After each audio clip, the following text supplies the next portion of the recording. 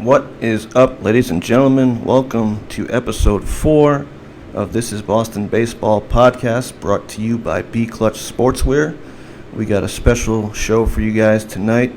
We're going to have on Walter Bentson, the chief umpire of most of the leagues here in Boston, and then Ed Neal, who is the head coach of the Padres in the Park League. And I should mention Walter is also the president of the Park League. My co-hosts, we got Omar Ortiz and Angie Santamaro, who is filling in for Mike Terrio. But first, let me say happy December, and I hope you all had a nice Thanksgiving with your families. Hard to believe we're already in December. But let me bring in my co-hosts, Omar Ortiz and Angie Santamaro, who's helping us out in place of Mr. Terrio, who is unable to be here tonight. And as always, I got to get my order correct. Always a challenge. Omar, you need to be in the middle, right? There we go. Welcome, guys. Welcome to episode 4. Oh, let me unmute you guys. That would probably help. We're live, folks. We're live. What's up, guys? What's going on? Not much. Good Thanks for evening. having me. Oh, Walter's already here. Yeah, Walter, we'll bring you in a second. But first, I wanted to introduce everyone to Angie Santamaro. She's a badass first-year umpire. She That's right. has played in the 100-inning game many of years. The first and only female, right, to play all 100 innings. You've done that for a few years. No, Lauren joined Oh, me Lauren. 2 years ago. Right. And did all 100 with Lauren me. Benson, who's Walter's niece, right? Daughter. Daughter, I'm Daughter. sorry. I'm sorry, Yeah. your daughter. You played all 100 innings?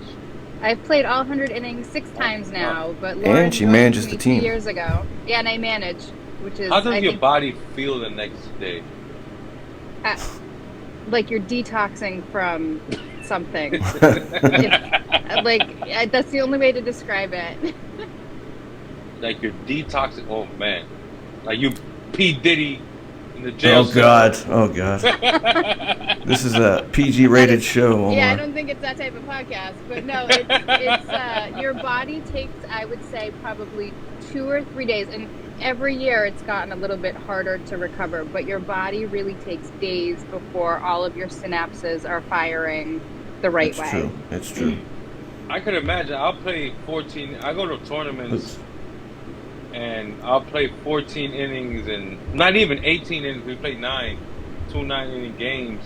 And the next day it hurts to walk 100 innings. It's crazy. Sorry, I'll get Yeah, you guys. you are sore, but it's more the being awake and active part that is harder to recover from. Because we're not, most people, I mean, unless you're Scott Leslie, who is just a goddamn God. animal. He's a machine. You're taking some breaks between playing, but the being awake and alert and active for, Yeah.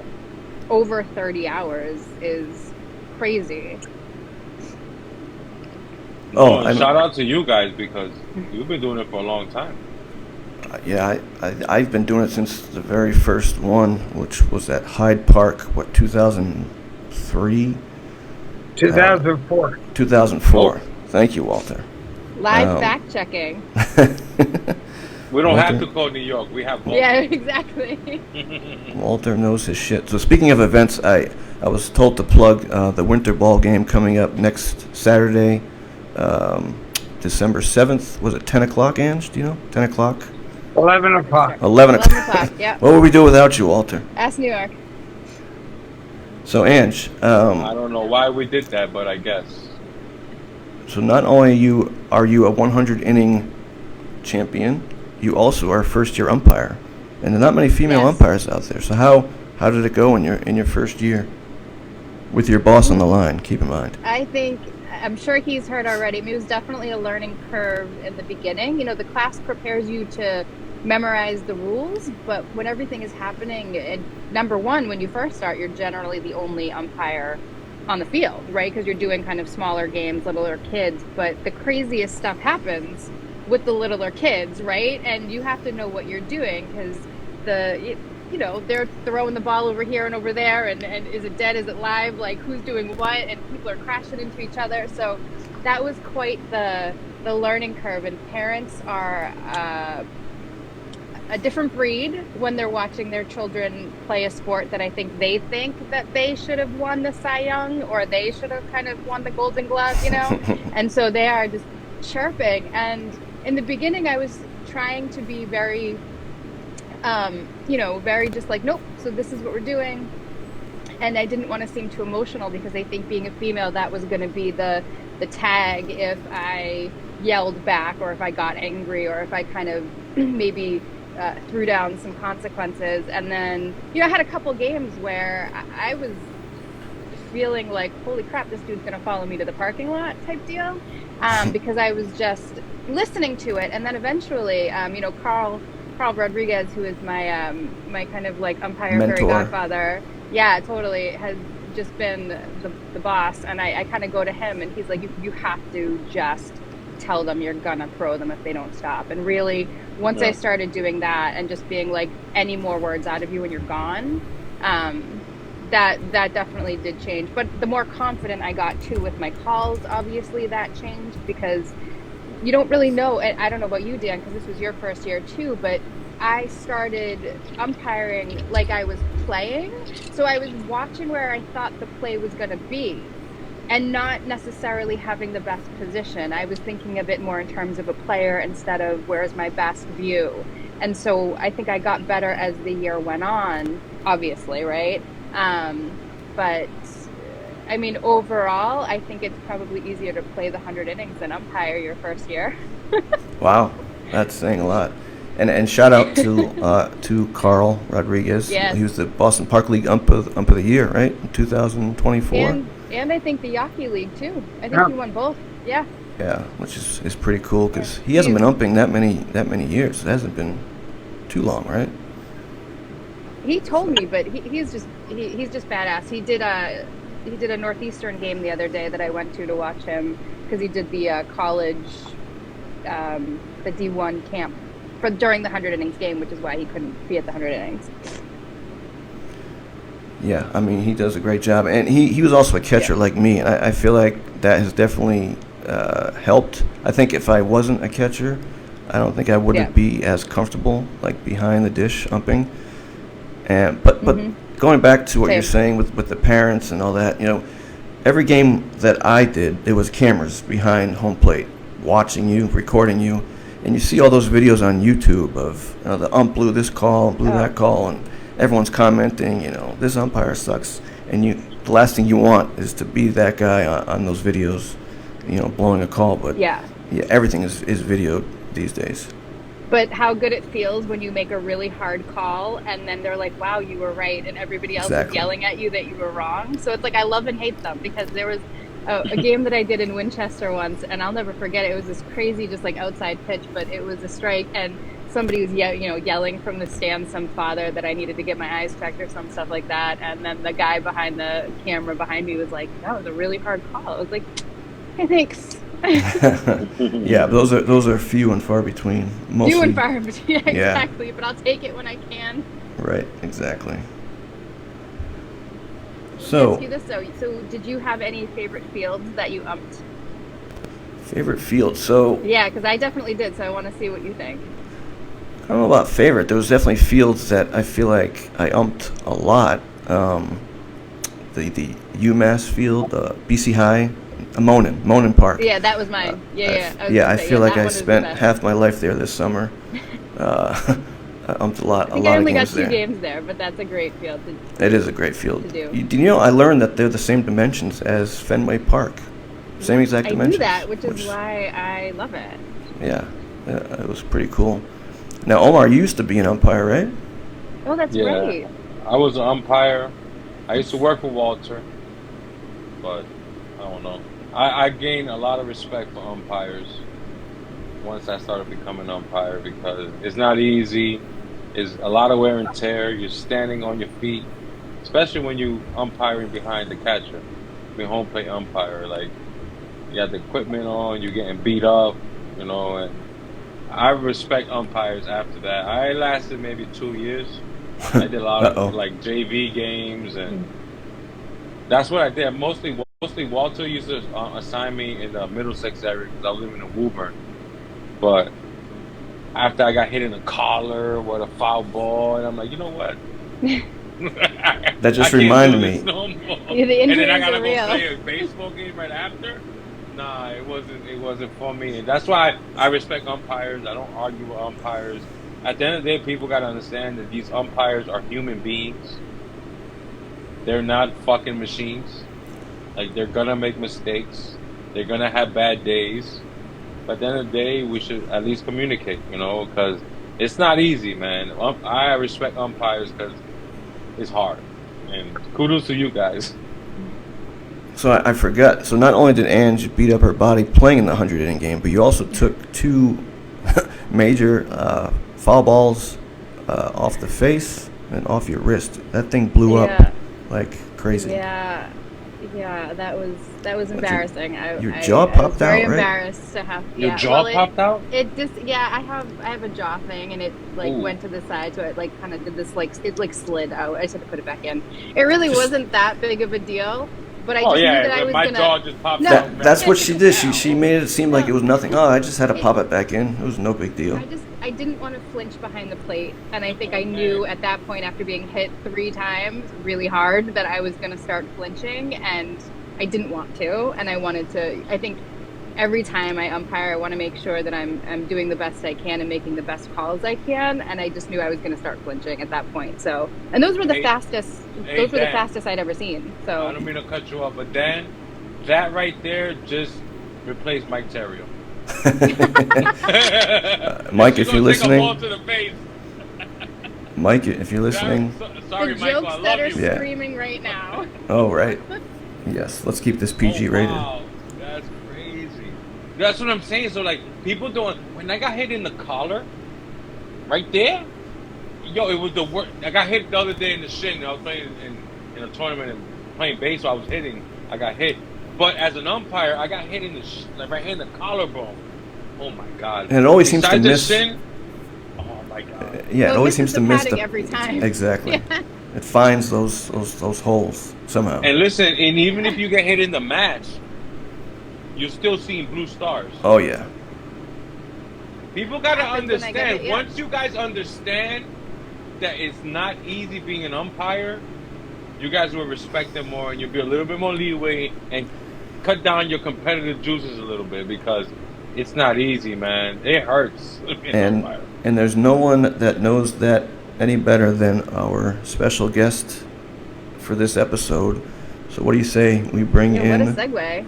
Walter Bentson, the man, the myth, the legend. Welcome to the broadcast. Walter, you Thank are you. the man. Well, I wouldn't say that. Allegedly. Allegedly. So tell us about yourself for Okay. people that may not know you, Wait. Walter. Wait, time out. Before you start, Go Walter, ahead. you didn't come on landscape. Yes, I gave him credit for landscape. I thought he was on Okay, landscape. now we gotta take it away from him now. You got 50%. We'll give him 50%. Walter, tell the people about yourself for those who may not know you. Well, I'm kind of known around as a baseball umpire signer. When you have a league and you need umpires, that don't know where to go. They seem to. Most people call me, and I am members of most of the associations in Massachusetts, and I'm on a lot of umpire boards. I haven't really worked in 20 years, but I used to be an umpire. And, I umpired for over 30 years, and then last 20 I've just been an umpire signer. So what's been the difference between umping and then becoming an assigner? Which has been more difficult? obviously being an assigner. Yeah. When you're an umpire, you get your schedule. Back in the old days before the internet, everything was phone calls and U.S. mail, and you get your schedule, and there's a lot less complications. It's a much simpler process back then, but And then with the evolution of the internet and communications as it's grown over the past several decades, now 99% of it's online, which helps me because obviously my voice is now not too. It's hard for me to talk, and sometimes people they either don't understand it. So, with a 99% plus being communication via text, email, and of course the Arbor now, the assigning systems that most people use. There are some umpires that I'll talk to on the phone in January, February. They'll do a couple hundred games, and they'll call me in September, October, and say, thanks for a good season. So I don't communicate at all. Other umpires, they might do 20 games, and unfortunately I have to talk to them 50 times during the season. So the spread is very large. So I know your plate is very full during the summer, and Angie and I obviously learned a whole lot in our first year of umping, and we know that you do a whole lot. But we also know that there's been an umpire shortage for several years now. How has that affected you as an assigner? Because obviously a whole lot less umpires than you used to have years ago, from what you told me, in the thousands, and now it's down to hundreds. So how has that affected your ability to assign umpires? Well, it's a very loaded question. If I could begin by saying that even as much as 10, 20 years ago, there was a certain order that baseball has a certain prestige about it, and to be an official, a referee, or an umpire, the baseball umpires were kind of the cream of the crop. And if you were like you and Angie, Dan, you passed the test this year, and you would do Little League. You would, if you got into high school ball, you might do middle school or freshman ball, and then a year or two later, you graduate to JV ball, and the best officials, the best umpires would move on and become varsity umpires. And you would work varsity baseball for 3, 4, 5 years, and then you would, if you wanted to continue, you would go the junior college route, and then the D3, D2, if you were fortunate, the D1 college route, and then possibly professional. So there was a graduating learning curve, and there's always a willingness to get better and want to improve. And with each level you obtained, the money got better, and you had kind of everything working in your favor.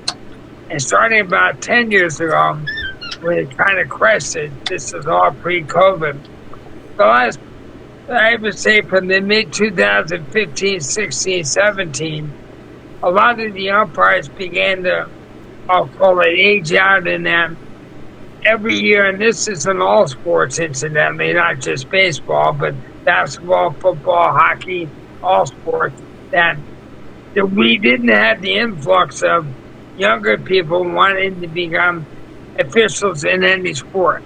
And that was partly because of social media, parents, all the things that you read about and you hear about negatively with behavior.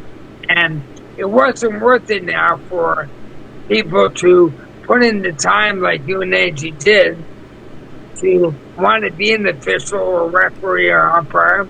And after a couple of tough games or a couple of tough incidents where parents or players were kind of in your face, you just said it's not worth it.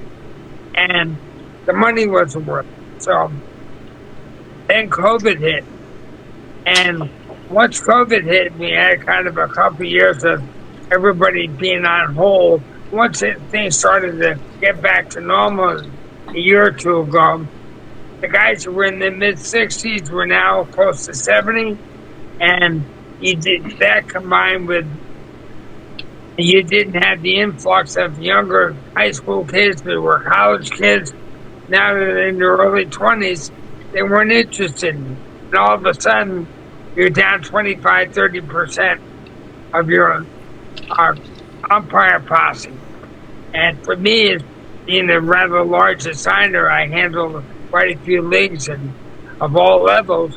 When you go from 1,000 umpires down to 700 umpires, that's a huge cut. And yet baseball is not decreased by the same number. If anything, there's more games than ever. So, but Walter, really I don't mean to cut you off. How can you let the people know that are watching how stressful it can be trying to assign all these umpires to all these games with limited amount of umpires? I want the people that are watching to understand that it's not an easy task, because we speak, we're all a part of leagues and we've always dealt with this, but now it's different than the past. It's not easy to say, I got 30 games this week and I'm going to have 30 umpires for this week. Well, I had this discussion with a lot of the high school umpire leagues I do. There are 9. I do about 9 high school conferences. I do over 100 high schools. And for high school, the high school sport of baseball, softball, were the only sport that's not timed. And we're the only sport that's really affected by weather. And when you combine those two things, that really makes it difficult. And as you know, in running a league, you can have a great schedule set. 1 or 2 or 3 nights a week, we're going to play on Tuesdays here, Thursdays here, doubleheaders on Sunday. I've had years, over 25 years I've done this, where I'm on a Monday night league, they had 6 consecutive Monday night games rained out. Well, all of a sudden, if you haven't played in, a month, now you have to make up these games on a Thursday or Friday night when half your team is not available. Yeah. Well, it's the same with umpiring. Some people you might assign 10 games a week or 10 games a day. I might assign, 100 games a day. It doesn't matter the amount of games. You have the amount of umpires to schedule your games until it rains. And then once it rains and the schedule's run out the window, all bets are off, because now instead of needing 30 umpires on a given day, now you need 60, and there's only 50 available. So what do you do? Yeah. So and this is what I'm sorry, Dan. This is why I go wanted ahead. to bring it up, because a lot of people say, "Oh, Walter this, Walter that," but when you have to be in Walter's shoes and understand that you have to please so many people, it's not easy. Especially now, it's common sense, people. If we're losing umpires and there's more leagues, there's more stuff going on, there's only so many games these umpires can do. And I know it's not easy, Walter, and I want to give you your flowers. I want you to understand that what you've done for the city of Boston for all these years should be celebrated. Never disrespected. And I do think on top of that, Omar, I think what people need to understand is the way that the players treat umpires has something to do with it, right? So if you're a player and you're thinking that makes a bad call, cool, tell me later, right? You can be like, Blue, can you just tell me what that was? But if you're gonna start yelling at me, chances are I don't need the money that badly. I'm not coming back. Or maybe I don't wanna, if I see your team come up again on my schedule, I'm going to decline it, right? I think players need to understand that they also have a responsibility to continue the game, to continue umpires coming to the game. And that's a great point, because I tell my guys that all the time. If we're going to be the guys that are always going to bitch about every call and complain about every call, when the umpires see our team in the arbiter, skip. I used to be an umpire. I understand. Mm-hmm. Walter, So right. signed me plenty of games. Mm-hmm. I'm not doing that game. I'm not doing that. You know what I mean? So at the end of the day, put yourself in a situation that the umpires are going to want to do your games. Yeah. And then you're going to get the good umpires.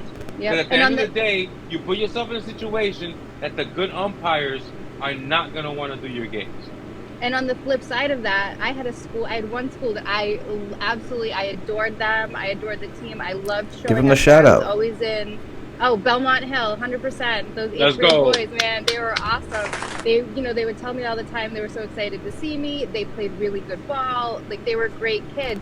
And so Yes. every time I saw them, even if I was like, oh, like that might mess up my schedule or my day, I would take the game hands down. I would show up. I loved it. Some of the kids, I'd be like, if you put your mitt here instead of here, like, so I was also talking to them after the game. And so I think on the flip side of that, if you show up and everybody's there to play a good game, because that's what baseball is at the end of the day, right? It's just something that we love. It's like in our blood. So if you enjoy it and you love it and you can kind of give that to a kid. I really liked umping the kids because I felt like if I could help them enjoy the game more, then we can continue this, So, yeah. But as we all know, the adults are worse than the kids. Well, it's especially weird for me because, up until this last year, I've always been a player. I've been ejected from games. Sure, I've yelled at umpires. And now having a new perspective of, being on the other side, it's been a weird thing for me. But I now have, more respect for umpires, knowing what they go through. And being an umpire, it's a whole game in itself, outside of being a player. Mm-hmm. It's weird. Mm-hmm. But going back to the shortage, in the high schools, I think one of the issues is, especially with the high schools, is sometimes you may not get paid for a month. In fact, I'm still waiting to get paid for games I did last month. I've emailed Walter a couple times. I bet I know who.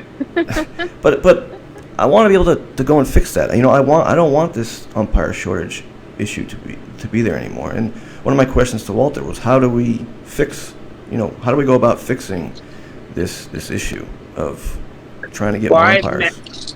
I met with 4 or 5 of the leagues I do, and you guys would be the perfect example of what I do here. Angie, I sent you to Belmont Hill a number of times, where I know you like to go.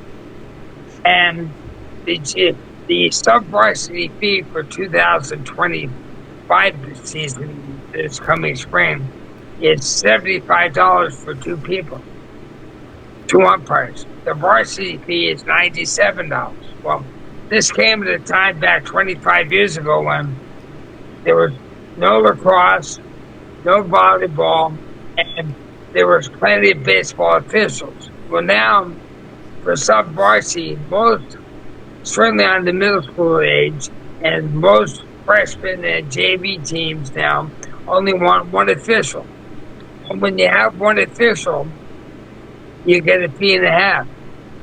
So this year you'll be making $109.50. Now, for the varsity games, they make $97. And I have varsity umpires who might be called. Take a guy like Carl Rodriguez, you both had mentioned. Carl, when he does a high school game, you might be on the JV field, Dan, and you're making $109.50 for the JV game, and Carl Rodriguez, who's a college umpire, is making $97 for the varsity game. Right. Well, back in the day, there was a discrepancy of $20 or $30 between the varsity and the JV umpire. Nowadays, the sub-varsity umpires, what the MIA has created, they make more than the varsity guys. And what happens now is that if people need the money, some guys or girls, they need the money. You can't prejudge anybody's why they want to umpire. Some people don't do it for the money. Some people do it as a second job because they have 2 or 3 kids at home in private schools, and both the incomes are not quite enough, so they really need the money. Well, if you make $15 more a game over the course of a week, the season lasts 2 or 3 months, you can make $1,000 and pay for all your equipment. So it's upside down.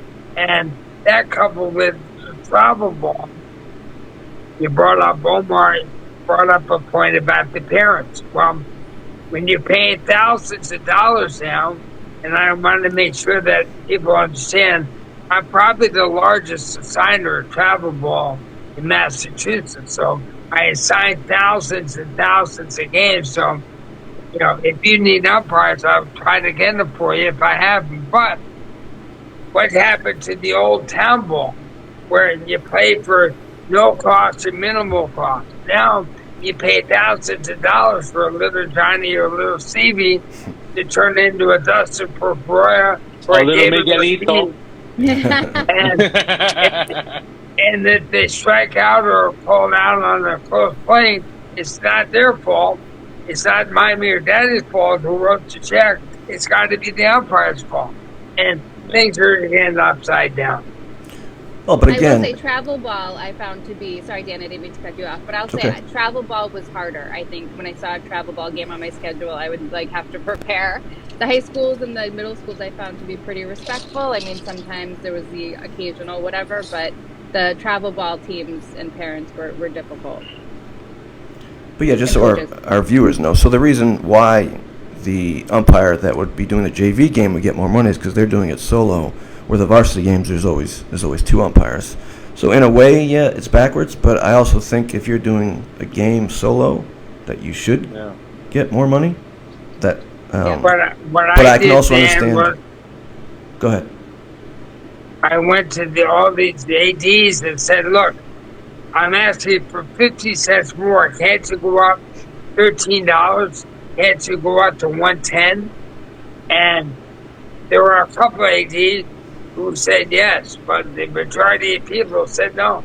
But what's their alternative? If you tell them we're raising the price, what can they do? Where else can they go? They'll find a way. They'll add teachers to it. Really? No, but at the end, communication is king, guys. Yes. And at the end of the day, if you communicate stuff before, like, budgets are set, and because we understand, like, life is expensive now.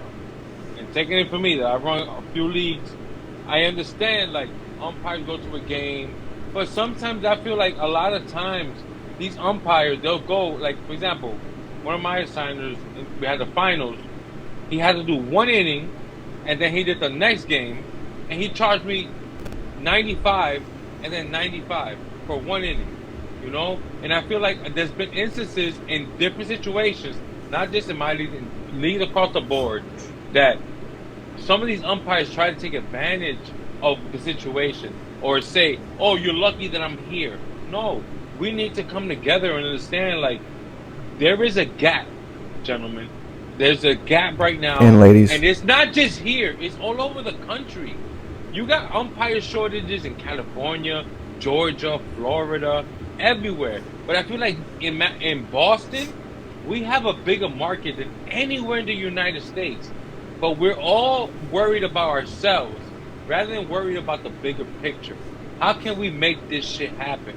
Because, listen, you can do Uber and all this stuff, but we all know you do a game at an adult league, you get cash. I'm not gonna say no more after that. But I think the market that you're not tapping into or that we're not talking about, like, so for example, I don't need a third job, right? I have two jobs. I don't need a third job. I do it because I love baseball. I love the game. I want to be a part of the game in a different way because I'm no longer playing, right? Yep.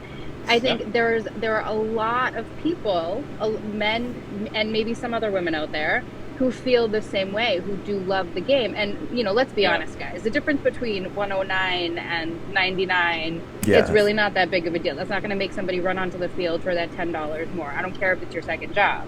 But as a league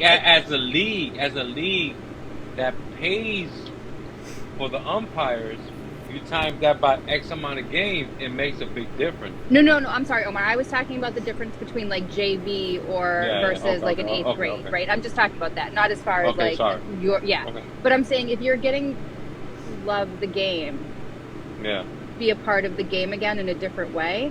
But it's just like, and I talk to coaches, and Dan, we've talked about this too, right? Kids don't play pickup ball anymore. I used to walk out of my house, right, with my stick ball, my hockey stick that was sawed off and a tennis ball in my pocket and just go find a game. Like, that's what kids don't do that anymore. So it's like, not only is baseball losing umps, but we're losing players and we're losing that. So I think that, that it's a bigger problem than just umps, but also, like, if we were recruiting, recruiting or going into colleges, right? And I'm sure, Walter, you've done all of this, but I think really tapping into the people who love the game. And Dan, you and I have had people come to us and ask us how we did it. And I've sent a few people Tom Clue's information for next year, or this year coming up, rather.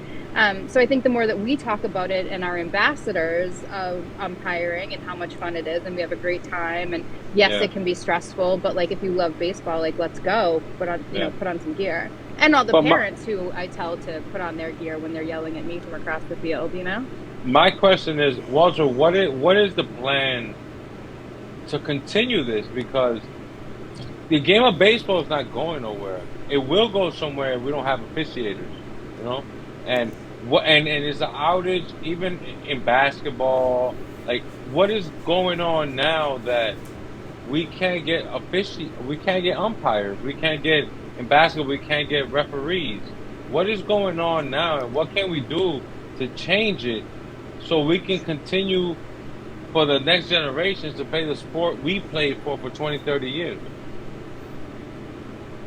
Well, that's $1 million question, Omar, and there's people lost smarter than me that have been trying to figure that out and to no avail. And everybody's trying to find out reasons, make up solutions.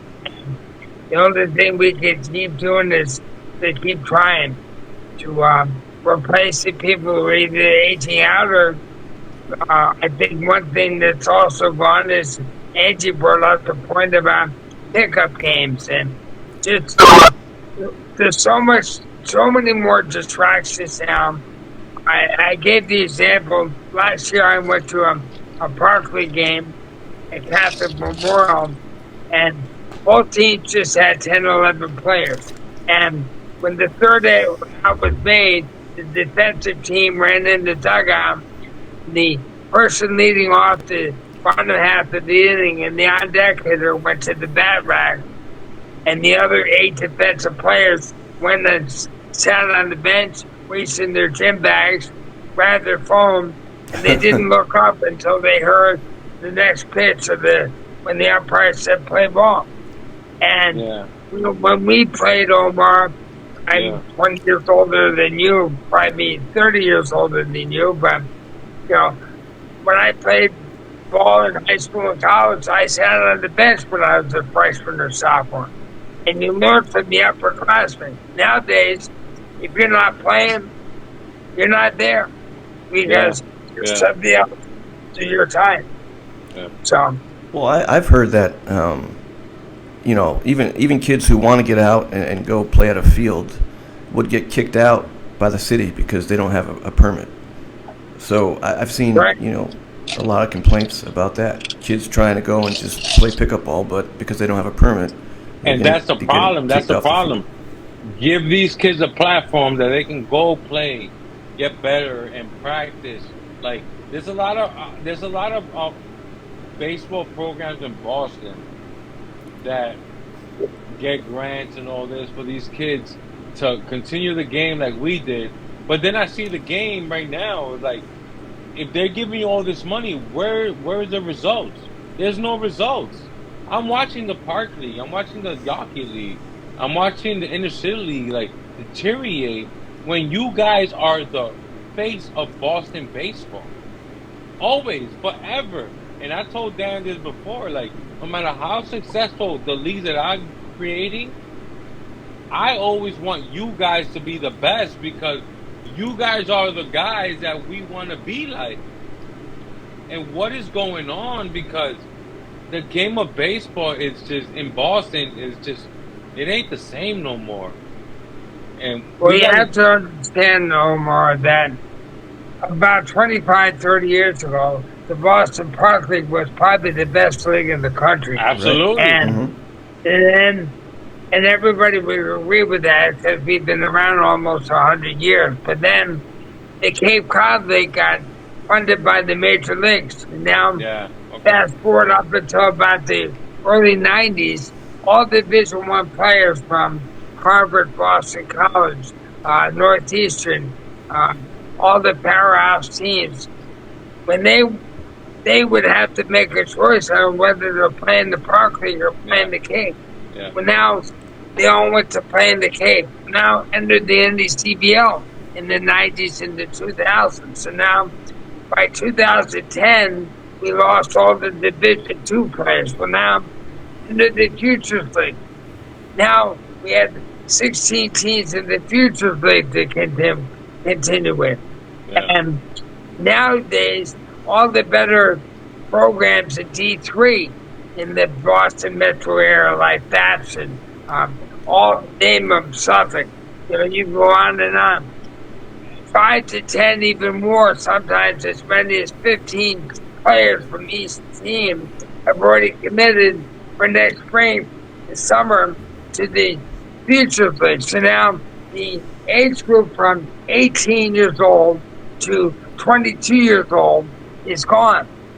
And what you're left with is kind of the bonded theater talent-wise in the colleges. So that has been the aspect that, just like an umpire, you used to have all kinds of young kids between 17, 18 years old in the early 20s want to be umpires. Well, now, those players, if they're good, they're playing in Futures, NECBL, or the Cape. Now, they're playing in the Park League, the Cranberry League, Intercity, North Shore, Yawkey, NSBL, MABL, and now it's so watered down that talent-wise, it's not as good as it once was. And that's another reason why the umpires are not big ASL. Yeah. So yeah, That makes sense. So I do want to get back to the umpire stuff, but so you are the president of the Park League. And how many years? How did you get involved with the Park League? And how many years have you been president? Well, I started working the Park League around 1990 as an umpire, and that's because I couldn't hit a 90-mile-an-hour fastball anymore. So, and then I umpired in the Park League and the Yawkey League, maybe, and then in the mid-90s became a college umpire, and by 1997, 1998, they asked me to be on the board of the Park League, and I was a second vice president and first vice president, and then they asked me to be president in the year 2000 for a one-year term. It's been the longest 1 year in the last 25 years of my life. So I stayed on, and every year they brought me in as president. So that's why I stayed. Yeah. So one of the things we talked about on a prior episode was, obviously the Park League is down to like 5-6 teams. Same with the Intercity. And I know you guys did some interleague play this year, but given what you just said with the younger guys going to the Cape, NECBL, what do you do to fix that problem? Well, we have 7 teams this year. We've never had fewer than 7 teams, but everybody initially says, well, why do you grow? What are you doing to grow? Because they think you have to grow. About 25 years ago, I was on the same mode of we got to grow, so we went up to 10 teams. Well, it doesn't do any good to have 10 teams if one team is 1-30 and the 9th team is 2-28, and then one team ends up folding. So you can go through various phases. That we went through kind of a growth phase to a maintain phase to a survival phase. And the survival phase the last couple of years has been 7 teams for us, and then other leagues like the Yawkey and Intercity, who has 7 teams and 6 teams respectively, we decided to play a round of interleague games with them to make it, to change it up. But what do you do to fix that? How do you get more teams? I think a lot of leagues, are struggling with right now with the younger kids not playing baseball. So is that, a concern for you? Because, like you said, Park League used to be, the best league. It's still a top talent, but like you said, used to have a ton of teams, and a lot of leagues are now facing this issue. So as, president of the Park League, what can you do to try and fix that problem? Well, again, for me, it's what do you want to do? And everybody wants to attract the best talent, and you can't be if you're a pitcher and you're thrown in the mid-90s, do you really want to play for a team in the lesser league? Or do you want to play in the most competitive league for your level of ability? And I really like golf. You might not be the athlete you once were, Dan, but if you are a handicapped golfer, it doesn't matter whether you're a scratch golfer or a 28 handicap, you can still play golf with that handicapped scratch golfer. It's just that you have to give up, about a stroke a hole. Well, in baseball, there's no handicap when you're playing. If you're a pitcher throwing in low to mid-90s, you're probably not going to play in a 100-inning game. And, or vice versa. So, things go hand in hand. Gotcha. So, I want to go back to umpiring for a second because this is a question I've been dying to ask you, and in a way I've been scared to ask you. But I think one of the reasons Angie and I got into umpiring is because we were tired of umpires that just kind of showed up and just got by, there for the money, and just didn't really even care to be there. For us new umpires, personally, I want to get better. I want to improve. I don't want to just be there, just for the money. Obviously Carl, got rewarded for his great job umping. How do you know, as the umpire assigner, how well we're doing as umpires? Because, one of the things, we finish a game and we pat ourselves on the back. We think we did a great job, but there's nobody there that watches, especially the JV games where we're doing solo games. So, how does a guy like Carl get awarded for what he did when no one's really watching? And I know back in the day, I guess you used to have scouts that would come and watch. They had mentors, but obviously with the shortage, things have changed. So how do you know as an assigner how well we're doing as umpires? Well, starting at the top, when you're a college umpire, all games all the coaches on both teams, winning and losing team, had to fill out an evaluation. Now in high school, all our D1 conferences have to fill out the evaluation on the varsity level.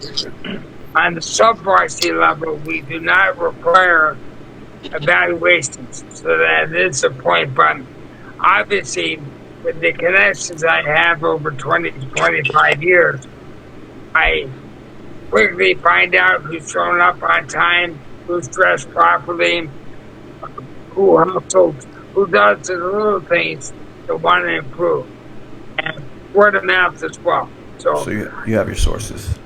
I have my sources. But I think what Dan really wants to know is who, where, and when are these sources? And what have they said about Angie and I? You said it was PG rated, so. Oh, okay. Yeah. No, but I mean, obviously being a first-year umpire and then you get stuck on JV games solo, it's just like, holy shit, I better not F up. But you're just kind of thrown out there, with, only having you're thrown to the wolves, and yes. I admit that that's not ideally with the way that I would have liked to have that happen, because back in the day, again, when I started out umpiring in the 80s, I worked a whole year of freshman baseball and with two-man games, and I knew when I say I'm not conceited, but I knew I was better than the 2 or 3 or 4 year guy I was working with, but yeah. I also knew the protocol and how it went, so you had to wait your turn, because there were 20 guys like me. Now there's very few guys who, other than Carl's an exception, from most guys need the experience. Angie said earlier, she sees things that happened this year in the Little League games or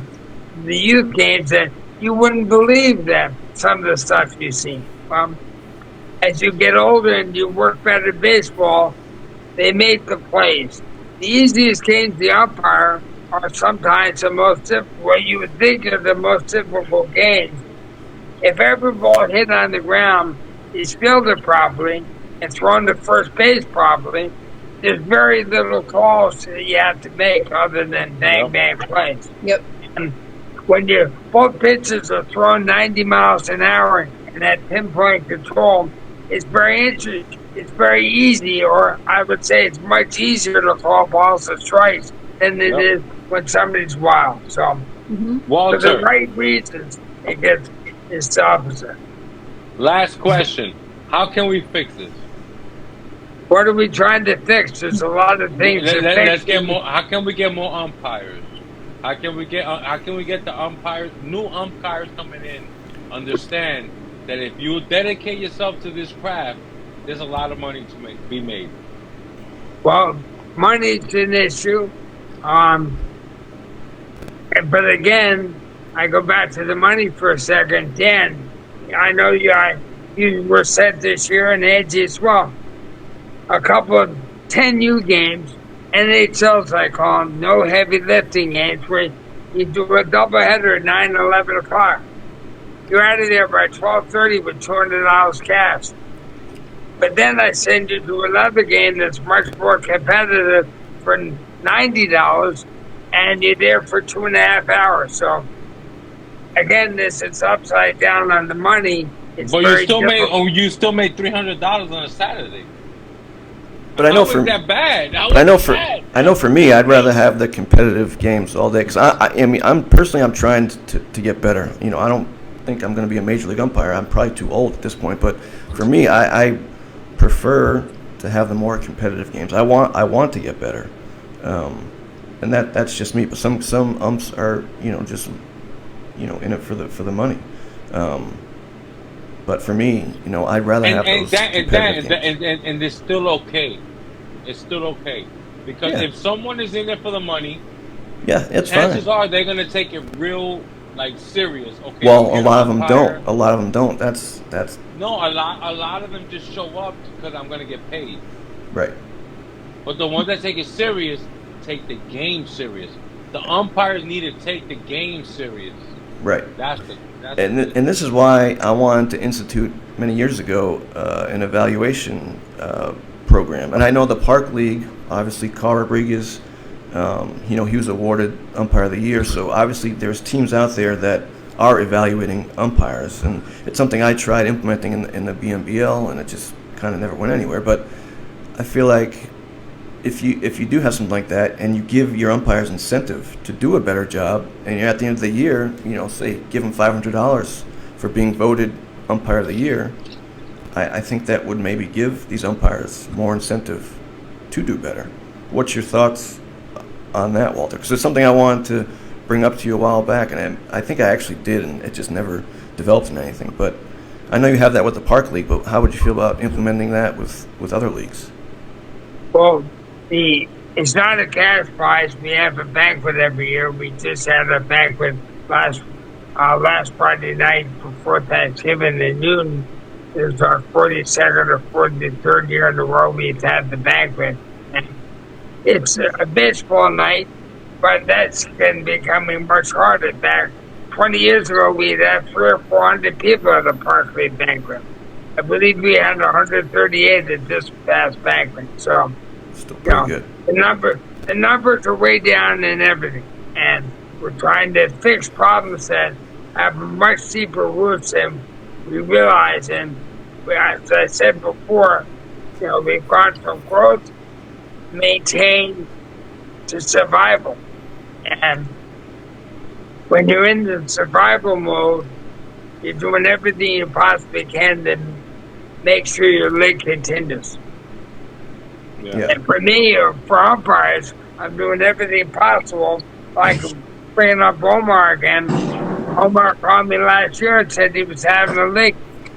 He said, "Would I supply his umpires?" I said, "Omar, I have to wait till how many people graduate from time he includes his class?" And there are about 30 people in the class overall from his class.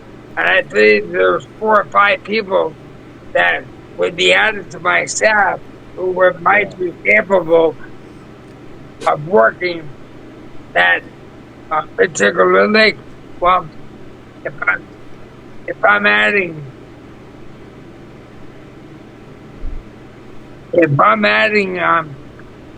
10 games in the league, and I need another 20 games. I'm sorry, I'm getting all kinds of interference. Me too. Yeah, where's that coming? Oh, I don't hear it. That's you, Daniel. Yeah, I'm not- somebody's phone or like. Still? Oh, I'm not No, hearing not- anything. Maybe it's Ed. Ed, I muted Ed. Just Oh, so yeah, it must have been Ed, and then you just Hi. muted now. Yeah. Keep Hi. going, Walter. okay. Yeah, we'll bring Ed in a second. I know he's waiting. Yeah. Oh wait. Sorry, Walter. No problem. But Are we good? it's all, I turn down more leagues now than I take because I Yeah. just don't have the supply. Understood. And that's what I told my colleagues. I'm like, Walter wanted to help us, but he told me, Omar, I don't have enough umpires to go around. You know, and at the end of the day, we have to improvise. We have to figure it out. But we all know there's an issue going on with umpires in Boston, and we got to make sure that we can come together to make sure we can figure out what's going on so we can keep the game going. That's all it is. How can we get Walter more umpires? How can we get other signers more umpires? Because I feel like there's a lot of people don't understand that if they go to a game, they're going to make $95 in less than 2 hours. That's it, Mom. There's a lot of people who don't know that. There's a lot of people who don't know that. Yeah. So I would John- love it. Most games are more than 2 hours, Omar.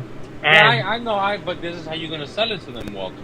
That's what well, this is I'm the going game. to tell them the truth, Omar, that you have to buy $1,000 worth of equipment, and for $90 or $100 per game, it's more than 2 hours. Yeah, but you make that money back very quickly.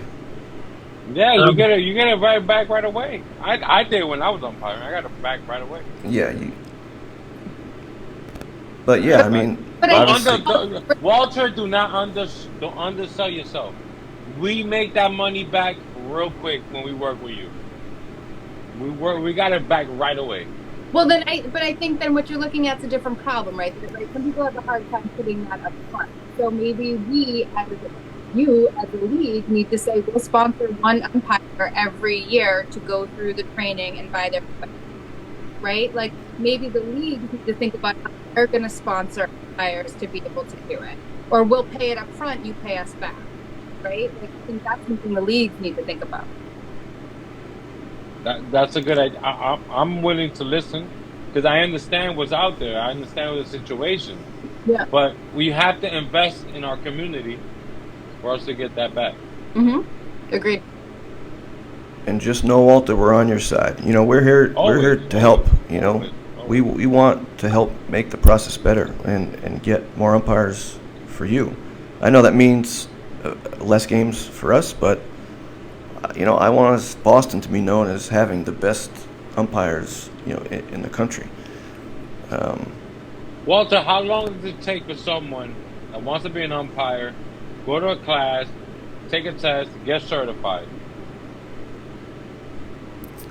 Well, it depends on a lot of things, but normally classes in the wintertime run about a month or 6 weeks or 2 months. If they're once a week or twice a week, or once a week for 8 weeks or twice a week for a month, and then they get certified for the rules, and then they would get thrown to the rules like Dan and Angie got right away to solo for the Literally.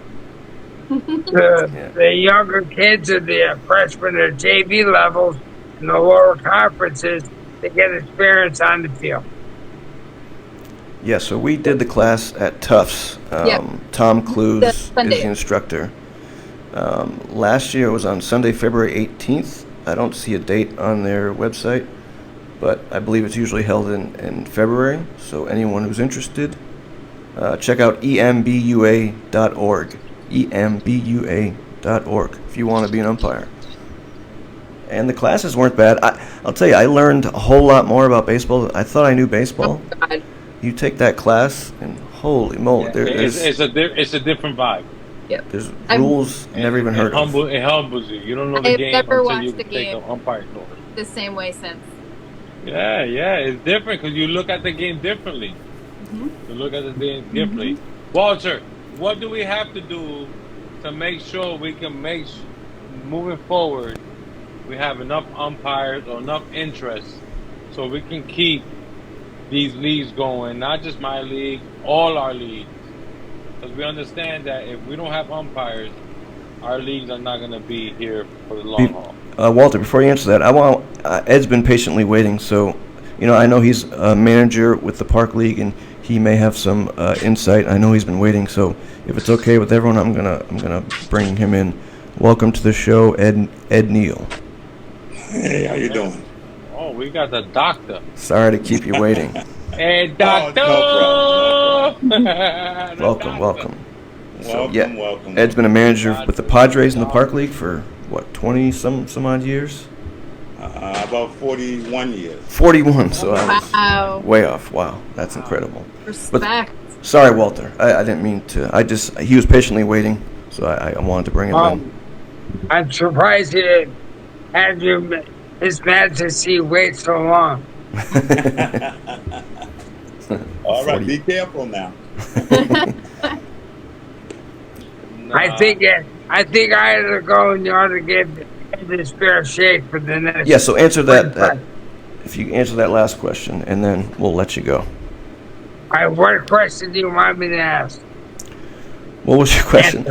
I mean, my last question to you is going to be, what do you want your legacy to be? Oh, there's many more important things than worried about my own legacy. I'm asked that a lot, but I really don't spend too much time thinking about the answer to that. I just want to do what I can, do my part to keep the game of baseball going. And right now, physically, I can't do anything, and mentally, I can. So there are a few things, and one of the things I can take my energy and concentrate on is making sure all the leagues I sign have umpires who are qualified, sometimes not the best, but I do whatever I can to make sure that the games go on, and that's all I can do at this point, and I'll keep doing this for as long as I can. Walter. Thank you. Walter. You do a great legend, job. my brother. Walter, Yep. You are a legend, my brother. Don't let these people hold you down. Bring your trust me, without you, we don't have what we have now. Without my man Ed that's on the screen right now, we don't have what we have now. And these people need to understand that without you guys, we won't have what we have now, and we have to stick together. And because it's not easy. This is not easy. I'm talking about you guys been around this shit for 40 years. 40 fucking years. And you're still fucking trying to explain PG, yourself. Omar, PG. No, not when it comes to YouTube. No. You guys set the tone for all of us. And I want you to understand that without you guys, we wouldn't be here today. And I thank both of you. Thank you. Thank you. All right, I'm going to take off. All right, Walter. Thank you so for much. having me on. Bye-bye. Have a good night. Bye, Thank Walter. you. Thank you, Walter. Bye, Walter. Ed, welcome. Another great interview. Oh, Walter, he's the man. But Ed, I've never met you before, which is crazy, especially since you've been around baseball for 41 years. I haven't never played in the Park League, but obviously I'm very familiar with the Park League. How did you get into the Park League back 40 years ago? Well, I came in the way that teams. I came in by winning back then with the Junior Park League. Right. And then we won the Junior Park League. Then we moved up and won the Park League. And we had a rough year. That's when that's when they used to have the winner of the loser of the Park League to drop down. The winner of the Junior Park League used to move up. Now the Junior Park League now is the York League, and that's the difference. I think I'm the last team that went through that door, where we won in 1994. We won the Yorkie League, and then we moved up, and we've stayed in the park together since. So then that interleague play, was it interleague with the Yawkey, or was it was inner city and park? I thought Yawkey was involved in that. All three, inner city, park, league. So that must have been interesting, going backwards to old stomping grounds and now playing them, as opposed to playing in that league, which you used to do. Did you enjoy the interleague play? Oh, interleague play is great. It was great playing against some of the old coaches I haven't seen or played against in many, many years, like Dave McKay and Joe O'Hara from the Yawkey League. Yep. Getting the opportunity to play against some coaches I've known for years and never had the opportunity to play against them in the city league. Hey, if you consider yourself one of the better coaches or one of the best coaches, then it's always great to play against the best. So, I always feel that, I won't say, hey, I'm the best coach, but I love to compete. And I was about to ask that right now, my brother. I love to compete. Do you feel you are the best coach to ever come out of I Boston? think he does. Yes. That somebody else would have to answer that question. The answer is yes. It is not easy running. Time out. Go ahead. Yeah. So, somebody when else. When I got out of college, and we were going to talk about this. It was about when I got out of college. I had a great year. It was freshman or sophomore year. I tried out for Ed's team, and I knew I wasn't better than the two first basemen he had. I knew it. But I'm like, I'm gonna go try out, because Ed coached a lot of players I went to college, and Ed looked at me. He said, "Omar, come here." He called me Smiley. You're always smiling. You love to be here. He's like, "Omar, you're a good ball player, but I don't have a room for you." And to me, that woke me up, because I'm like, you know what? I get it. I'm not better than those guys, but it made me want to get better. And I feel like that's what Ed is. One of my closest friends is Brandon BMO. Ed, you know him very well. Of course, yeah. And we always talk about you. I always praise you, my brother. And as a colored man in Boston, bro, you deserve your fucking flowers, my brother. People don't understand how valuable you are to the game of baseball in Boston, my man. And I want you to get your recognition, and you deserve it, because it's not easy out here. And you've done so much for us, and I want to thank you. You woke me up when you said, "Omar, you can't make my team, because I got two guys that are better than you." And I'm like, wow, that's the first time I've ever heard that. I'm not the best player in the world, but I understood. But you woke me up like, "Omar, go to work, get better." And I went to the BNBL, and I played 19 years after that. And I want to thank you, my brother, because you made me understand, like, nothing's going to be given to you. You got to go earn it. And clearly he hasn't gotten over you cutting him. I'm not. I'm going to beat his ass. I'm fucking with you. Well, that's great. That's a great But story. Ed has coached a lot of great ball players. Ed is a cornerstone of Boston baseball. And he deserves his flowers. That's quite the hype up, Omar. And so I think that, Ed, I've never met you before. It's amazing to meet you. But I think I want to hear what this leadership style of yours is. You cut out, Angie. Did you get that, Ed? No, he cut out. Can you hear me now? Yes. Yeah, I can hear you now. Okay, so let me move a little bit closer. So I was saying, I've never met you, but it's wonderful to meet you. And Omar, you are coaching your leadership style. You're cutting out again. You're cutting out again. We got to get an AT&T. No more T-Mobile. I know. Can you hear me now? Whatever, I'll just cut it short. What I was going to say is, what's the leadership? What is your coaching? Are you serious? It's been fine the whole show, and then all of a sudden. Oh. You know what? Send Ed a message. Never mind. Well, I could hear that. I could hear that. I could hear the never mind. Try it one more time. We're live, folks. I just wanted to know, what is your coaching style? Right? So why is it? It's right when she gets to the Yeah. right. The It first sounds you like were. you're swimming. Ed, let them know what you've been doing all these years. Let them know how valuable you are to Boston baseball. And That don't was be my- shy, brother, because you are a legend out here. That was better, Ange. Whatever you just did. I did nothing. Oh, okay. I moved. And are you still playing, Ed? Do you still play? No, I stopped playing it. I stopped playing about 15, 20 years ago. Okay. You know, but that don't mean I still can see. I can still hit the ball. May not be able to run fast anymore, but I can still hit. I'll have to, for me to talk about Boston baseball, when I first I have to go back to 1982. When I was growing up in Dorchester, I never knew about the Park League or Junior Park League or the Little Twilight League or anything like that. A friend of mine who was playing came to me and said, "Hey, you want to play on my team in the Junior Park League?" I said, "Sure. Let me go over there and play with them." So that's how I, was introduced to Boston baseball. And I lived in Dorchester, and they played at Fields Corner, and I didn't even, I never knew, because baseball in Boston was different back then. You weren't, we had a lot of racial problems in Boston, and you couldn't go where.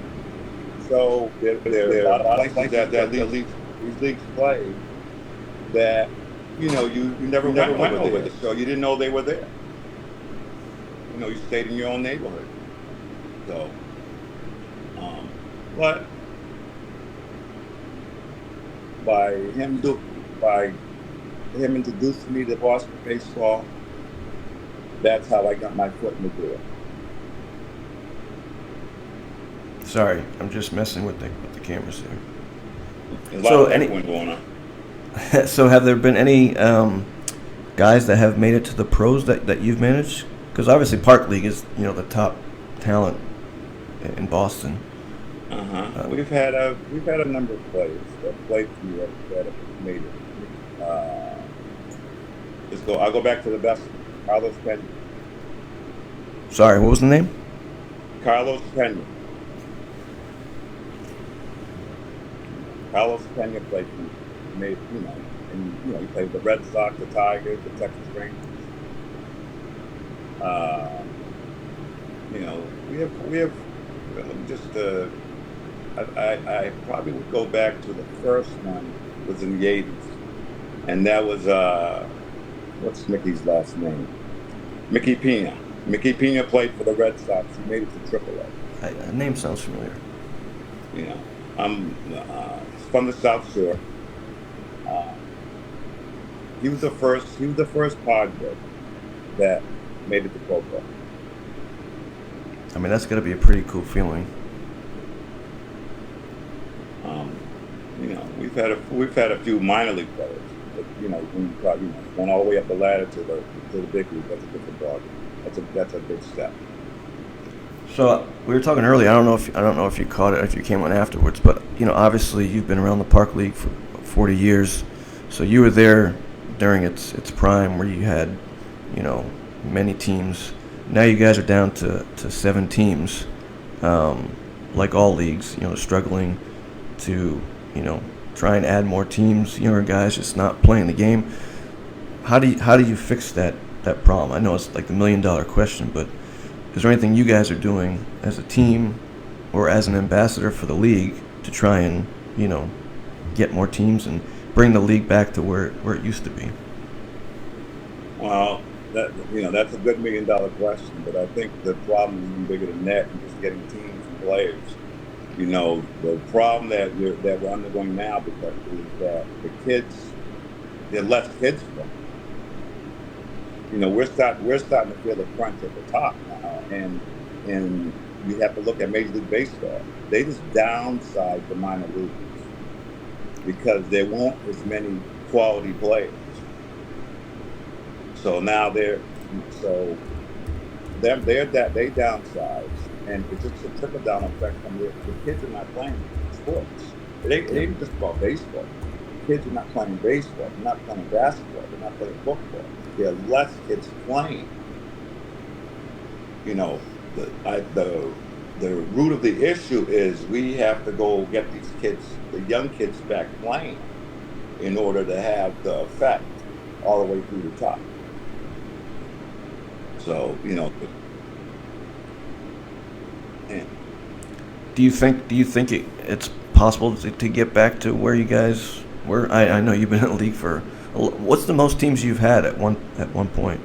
in the Park League, I think we've had 11. When I was 11. in the Yorkie League and Junior Park League, I know we had 18 teams at one time. Wow. And so, you know, is baseball can get back to that level? I don't know about that. Yeah, it is a scary thought, and that's one of the reasons we want to do this podcast is just bringing awareness to Boston specifically, and trying to get kids to play baseball and trying to grow these leagues around Boston. It's tough, but like I said, a lot of these kids will go to these fields and they'll get kicked off because they don't have a permit, and they're like, "Sorry, you can't play here." Back in the day, we could go wherever we wanted as kids and go play, and no one gave us any shit. And nowadays, it's all about money. Well, you don't have a permit, you can't play here. Sorry.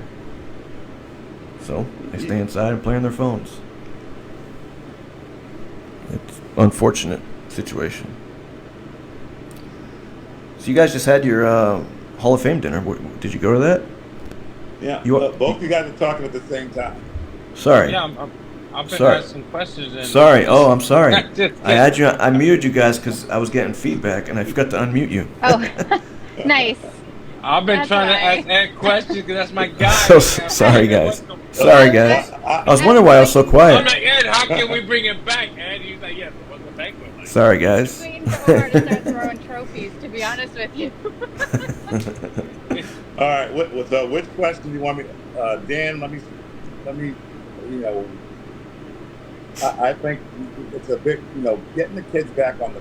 Well, first thing, let me start with the permit stuff. We're in the city of Boston. If kids want to go out to play, they can go and play. There's lots of fields to play on because there's nobody out there. I drive through Boston, the city, Right. every day.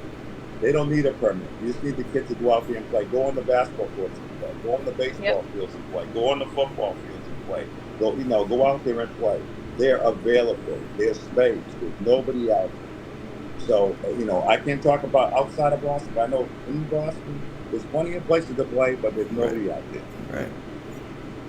So, Yeah. we have to get the kids to want to go back out there. This is the video game era. So, Yep. we have a huge task because if you even look and go into the schools, a lot of schools, some kids don't have gym. Yeah. So, we had gym in school when I went to school. So you play sports in the gym. Yeah. So, it's a major problem. There's really no quick fix to it. What we can do, I'd say the first thing, we got to recruit young kids, have more clinics. Ed, I got a question for you, Ed. Yeah. You my guy. How can we get you in front of the right people? And when you say by right people, what are we looking Ed, at? Ed, you know the code, bro. Let's stop playing, Ed. Let's stop playing. You've been a legend out here for a long time, and you understand it. You continue to give back. How can we get you in front of the right people so our community can continue the game we love? Mm-hmm. Well, I know all the people that are out there. I think one of the first things we have to do is, it's good that everybody. We have all these different groups now that have baseball in the city. Yeah. But we're all fighting against each other, and we shouldn't. Everybody. We always had different groups before, but we worked together for a common goal. What's our common goal? You know, everybody wants to see kids play baseball and continue to improve where it helps them go to college, or if they're good enough to have the ability to play pro. Now, Yeah. if that's our common goal, then everybody should want to be a part of that. So I'm Well, gonna say something controversial for a second, and mm-hmm. you guys got to follow me. That's why So we brought her on. this summer, my kids and I went to a Savannah Bananas game, and I have not seen a baseball game and kids more excited about baseball than they were for that game. And I know that there's been a lot of controversy around the Savannah Bananas not being real baseball, but that Mhm. doesn't happen when you go to Sox games, right? The games are really expensive. It's become Long. it's become long, and it hasn't been exciting since, I mean, mid 90s Boston Red Sox Yankees baseball was like my crack, right? Like that shit got me going. I would Yeah. I would skip school to go to games. Like, you kidding me? And now you can't even afford to get into the game with your kids. It's crazy expensive. I think baseball has become inaccessible to a lot of people. But then the Savannah Bananas, right? Those kids were there at 2 p.m. for a 7 p.m. game just to hang out with the players. Yeah, I was there. It was That, madness. right? That is something, they've tapped into something that we haven't yet. Well, Good point. we have a team here in Boston that, you know, they're in the city of Boston, but they don't pay too much attention to the city. But so how You do we know, create that same, maybe not, it doesn't need to be some fantastic, Carnival Harlem Globetrotter type stuff, but how do we create that same type of magic? Players wanting to watch them play, getting excited to watch your team. That doesn't happen anymore for kids, not with baseball anyways. We saw it, I think, briefly with Caitlin Clark, right? Because that was something that girls just haven't seen before. I mean, Caitlin was everywhere. I mean, and that I don't think is happening anymore in baseball as it used to. and I totally agree with you. And now they're trying to make all these quick fixes to baseball by changing the game, the time, the clock, do this, let's do that. You know, Yep. I mean, the but money's going to the wrong place, right? I mean, the money is going in the wrong direction. It's going up and out, and it's not going to the fans, which is, I think, the difference between teams and leagues like the Bananas are doing, is that if the fans are the ones you want, the fans are the ones you got to pay, either with money or otherwise, right? A show. yeah, but here's the problem with pro sports. See, we're looking at it in pro sports terms. Hmm. Pro sports don't need to have a single fan in the stands, and Correct. everything's already paid for because of the TV contracts, the streaming contracts. They don't, the pro teams, Major League Sports now, NFL, MLB, NBA.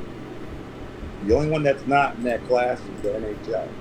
Those three sports, their TV contracts, they're getting so much money from those contracts that they don't need it. They don't need to have one fan in the stands. And they did But it in Ed, 2020. I think we need to bring it back to our realm. I think we need to bring it back to Boston baseball. I think we need to bring it back to being competitive.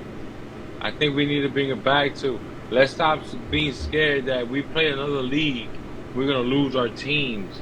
I think we need to bring it back that we all gotta be in here together, because I always said it on the show. You can watch the last 3 episodes.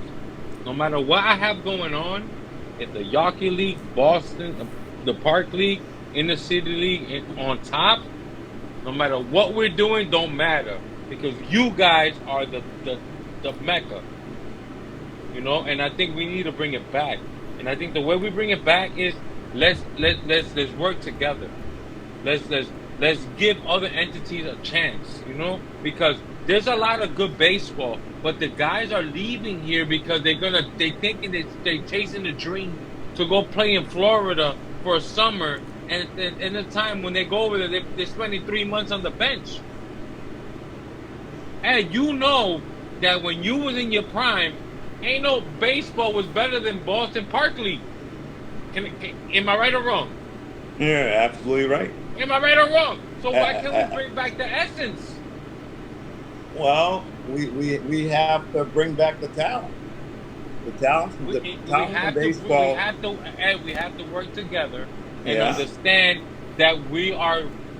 You said it earlier. We all work too. And when I spoke to McKay a couple of weeks ago in a podcast, we are too much. Oh, this is my entity. My entity is stronger than that one. No. At the end of the day, the Park League is going to always be the Park League. The Yawkey League is going to always be the Yawkey League. Inner City is going to be the Inner City. How can we all unite and bring baseball back? Understanding that the Yawkey League is not of the past, but you still bring that aura. You still bring that aura that if we all come together, ain't no baseball in the United States of America, amateur-wise, collegiate-wise, that would be better than Boston baseball. Ever. If he had the answer, he probably. I can agree to disagree. Then why, my brother? Well, you know, the one thing with me is over the years, in order to coach the small, you have to evolve. Yeah. If you don't continuously evolve with the times, then you won't understand what's going on, or it'll pass you by because time waits for no man. Yeah. We're not recruiting the same type of players. The players look at baseball.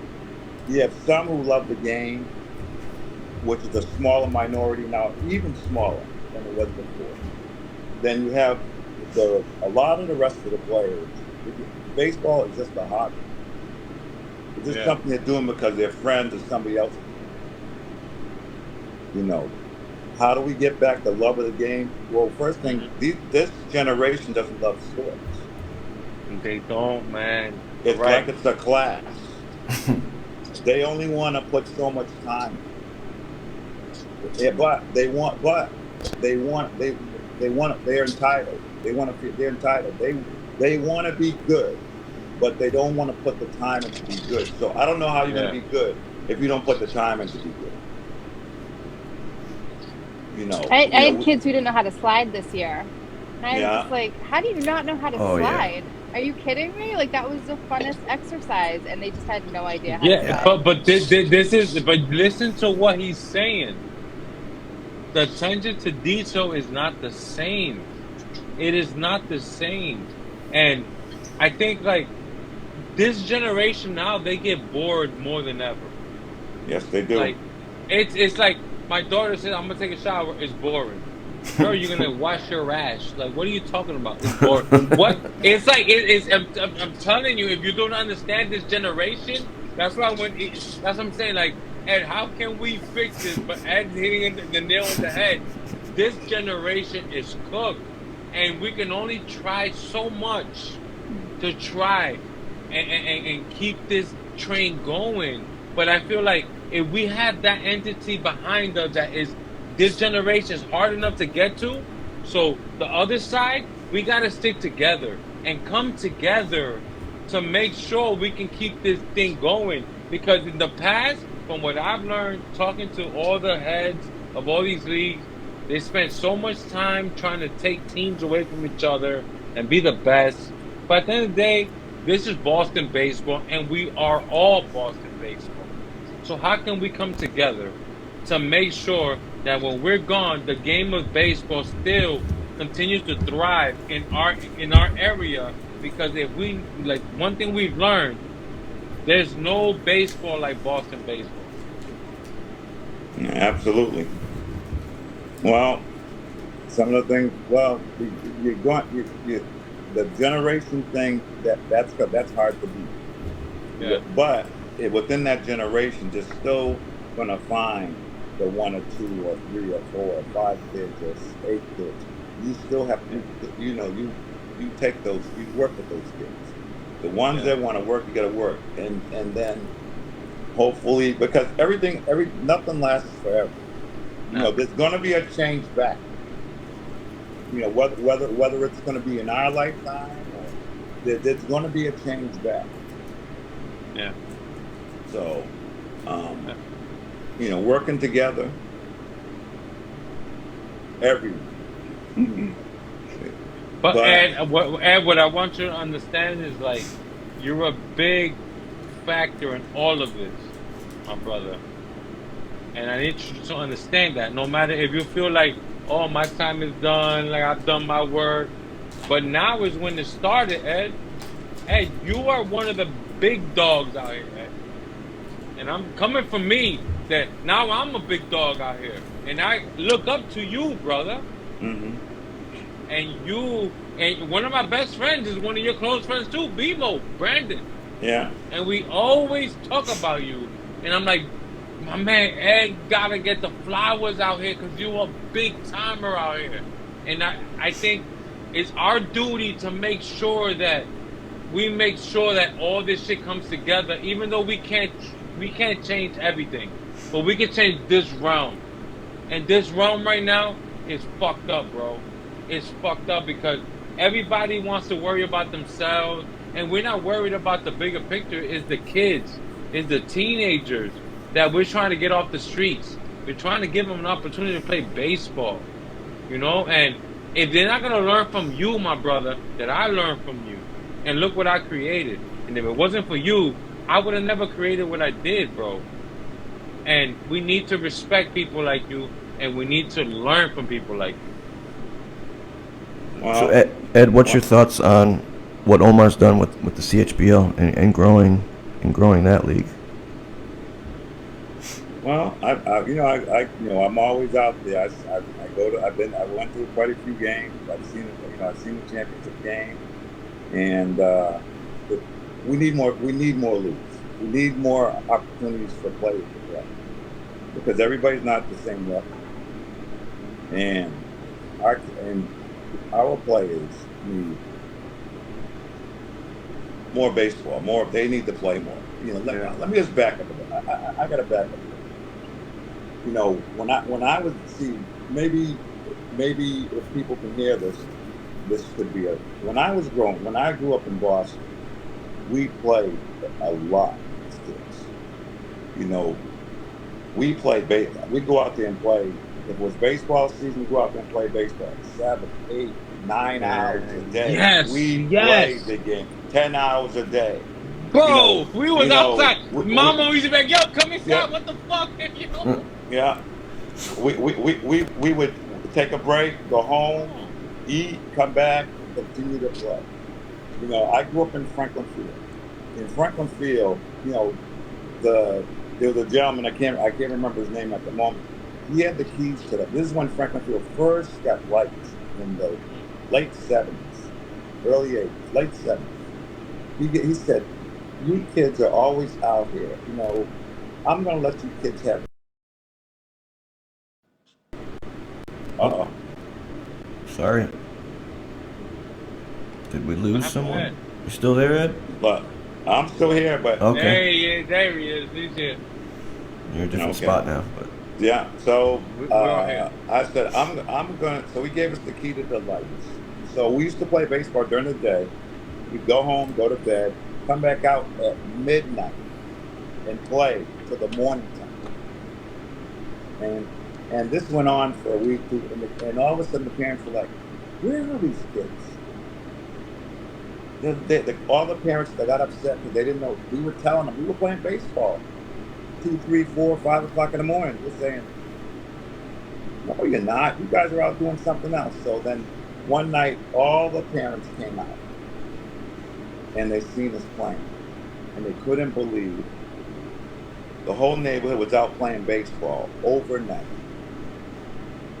So for then on, one parent every single night used to stay out with us while we played our games. And all these were pickup games. We just played the game. And that's the way we played baseball. That's the way we played football. You won't believe when the Bruins were great in the 70s, we played hockey too in the neighborhood. We were pretty good at hockey too. So we played sports. That's but now in this generation, it's the video. They rather play video games that makes them feel like they're playing instead of physically playing it themselves. Yeah.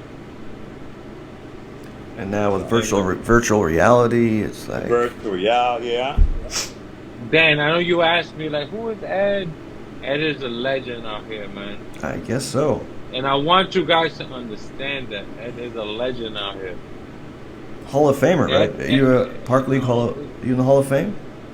I am in the Boston Park League Hall of Fame as well as. Oh man, what kind of question is that? I figured he was. I am also in the York League Hall of Fame. I'm the only black manager in both. Let's go! Talk your shit, boy! I'm trying to tell you, man. That man is a legend out here, man. And at the end of the day, we need to come together. We need to uplift this game. And we have to have guys like Ed be one of the front runners running this movement. Because it's not about any league. It's about baseball in Boston. That's all it is. And Ed being a black man, me being a Latino, you know, in Boston, it's tough being that. And to watch Ed all these years and be in the room with all these different people and they never questioned him and they accepted him. Shout out to you, Ed. You're a legend, my brother. Well, we weren't all accepted at the beginning. You know, but you are now, my brother. You are now, my brother. But let's not. There were some people that I looked at that gave me the opportunity, like Jorge Rivera. Jorge Rivera did more for Boston baseball in the 70s and 80s than anyone else. And we need to find out about Jorge Rivera. We need to find out about him. Jorge's passed away now, but there's a lot of people, that you Richie. You can talk to Richie Figueroa. He came from Jorge, but you also had Josh Powell. Josh Powell was big in Boston baseball. Josh Powell was passed away. Who had, he wasn't as big as these guys in Boston baseball, but he stepped into the scene for a little bit, and that was George Scott. George Scott coached in the Junior Park League. George Scott was around, he coached at Rocky Community College. And people don't know the difference between Yawkey League, Junior Park League, they don't know that. And they need to understand that. Mm-hmm. Well, they had the old Twilight League, which the Twilight League was until the early 80s. Then it went from the Twilight League, it changed to the Junior Park League. From the Junior Park League, it became the Yawkey League in 1990 to where it is today. Legends. What's your thought on the possibility of combining leagues? As more and more teams, as the number of teams continues to diminish, hopefully not, but if it does, what's your thoughts on potentially just kind of merging those top tier leagues all together as one, whether it still remains the Park League or not? What's your thought on something like that? Are we talking about the York League and the Park League merge? Well, Intercity, Park League. The teams the leagues that you did the interleague with this year. Mm-hmm. Ed is Park League. Stop it. Oh, I know. But just curious thoughts on. I'm Park League. I still I'm a York League Hall of Famer, so I also I also feel I'm also part of the York League. That's where we came from. You never forget where you came from. Before the York League was the Junior Park League. We started. My franchise started in 1983, and from 1983, 87 we played in the Park League for a year. We came back down. From 88 to 94, we were in the Yawkey League. From 95 to 2000, I had a Park League team, a Yawkey League team, and 2 teams in the RBI. So I had 4 teams. So I just look at, I'm fully invested in Boston baseball. So Always. So now whether the leagues, well, the first thing, the question is, are the leagues ready to come down? You know, that's something that Right. I think will work itself out down the road one way or the other. Because what forces change is adversity. And if you're not growing, you start going the other way, then that's what forces you to make desperate decisions. You have to, to survive. You have to make a decision on how you want to survive. Hey, I got a quick question for you. So Yeah. if there's a league, right, that can make everyone combine and still give you guys the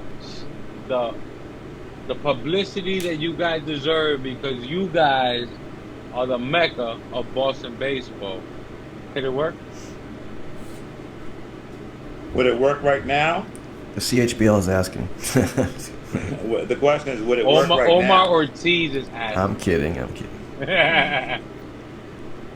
Because I'll be honest with you, no matter what I got going on, I will always have the utmost respect for the Park League, the Yawkey League.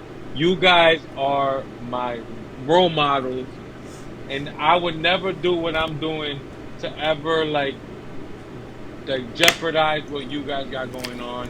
I would always love to like work with you guys, and I want to know what can we do to maybe come together to bring and make Boston baseball the best amateur baseball in the whole country.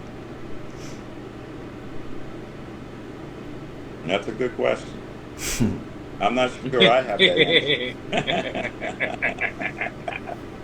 Come on, Doc. Come on, Doc. Well, come on, Doc.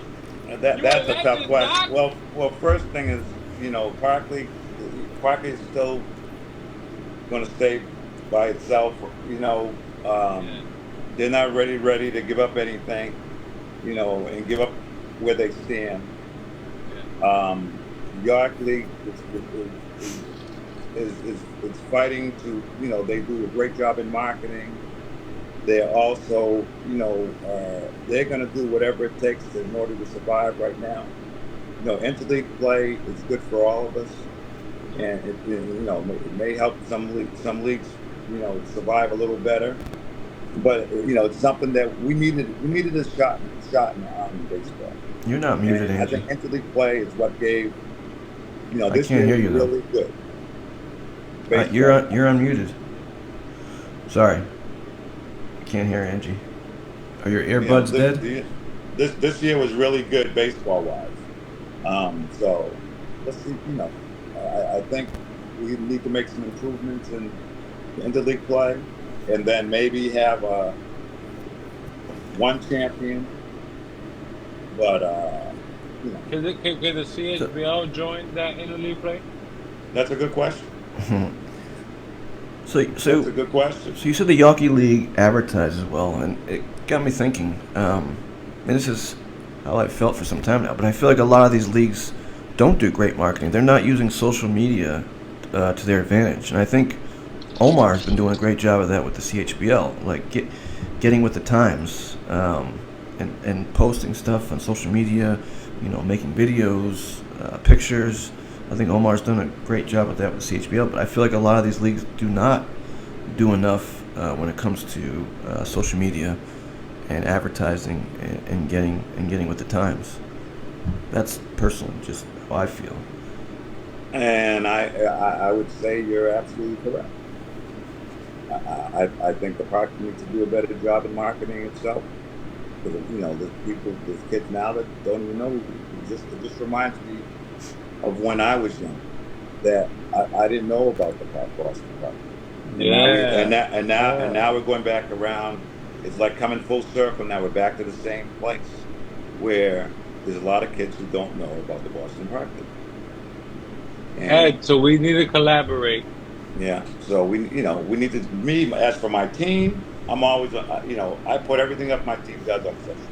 So, Yeah. But that's not the league. And at the end of the day, these are all volunteer jobs. The people at the top of this league, for the most part, it's volunteer. So it's really as much effort as you want to put in. Obviously, Omar has incentive to want to grow his own league, but at the end of the day, it's just about how much effort these leagues or the head of these leagues want to put in to social media and and all that.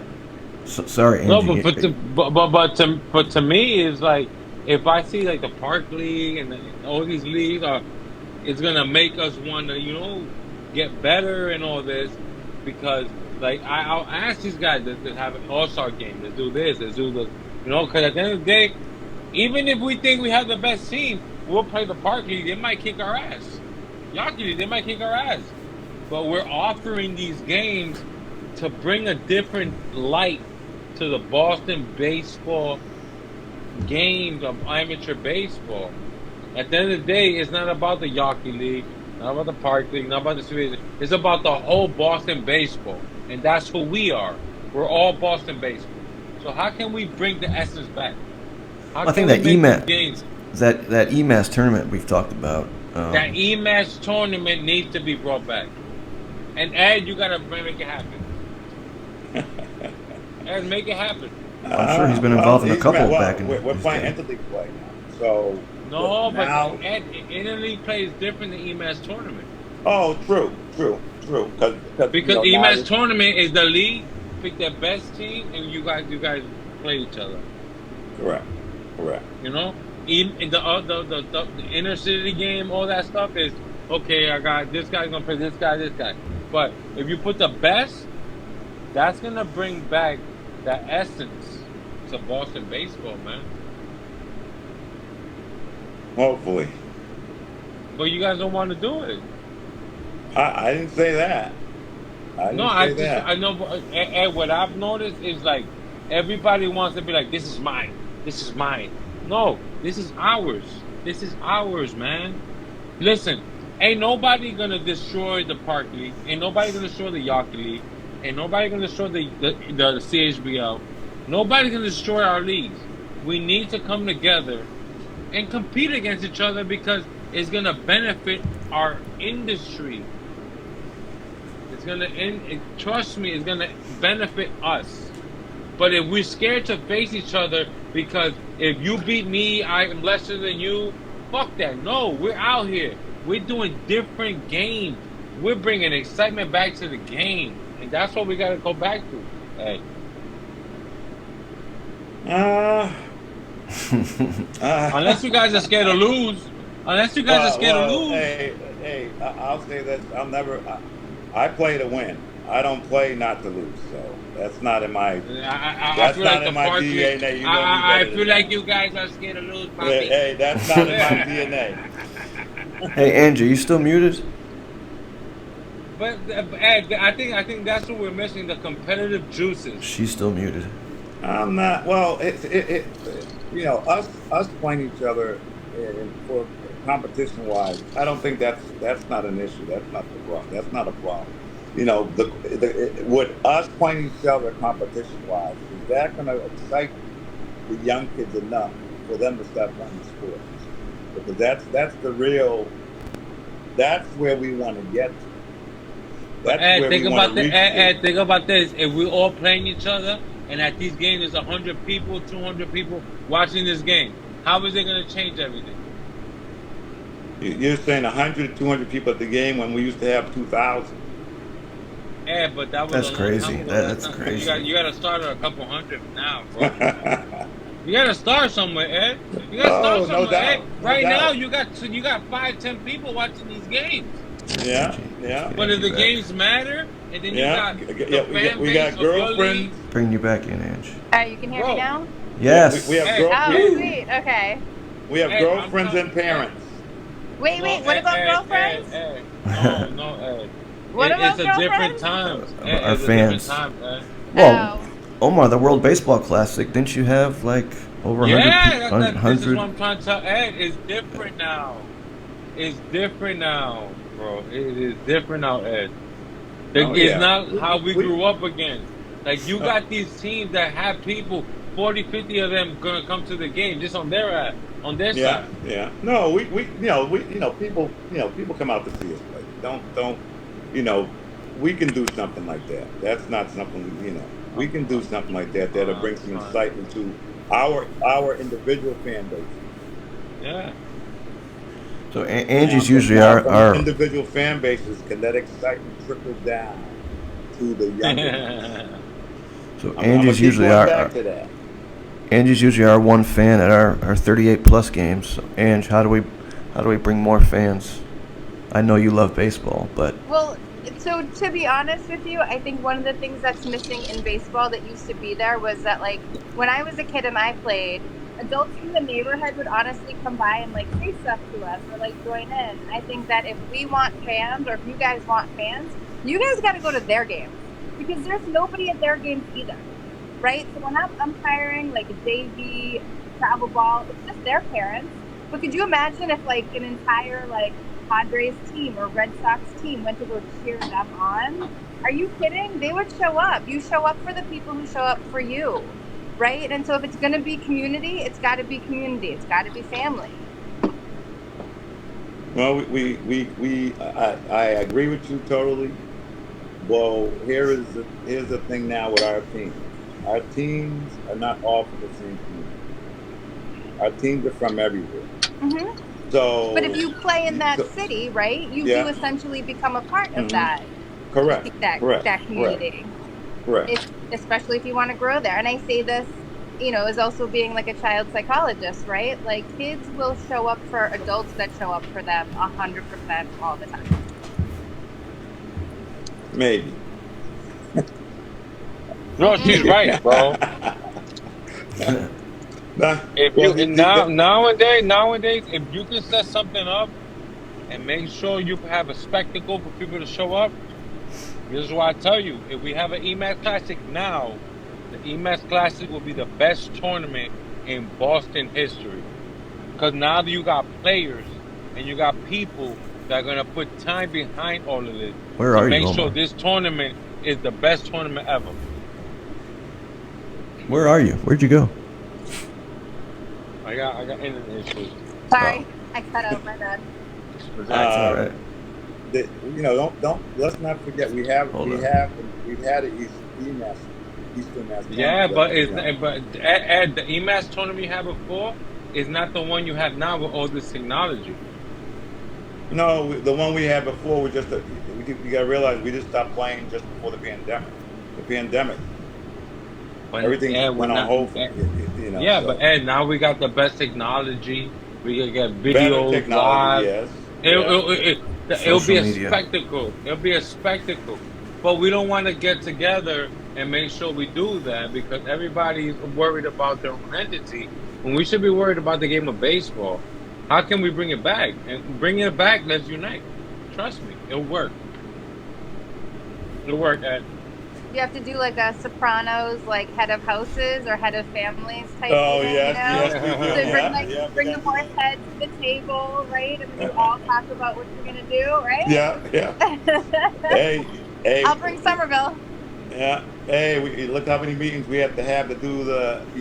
We met once a month to do the interleague stuff. Yeah. I imagine you guys have thought about this before, right? This isn't new.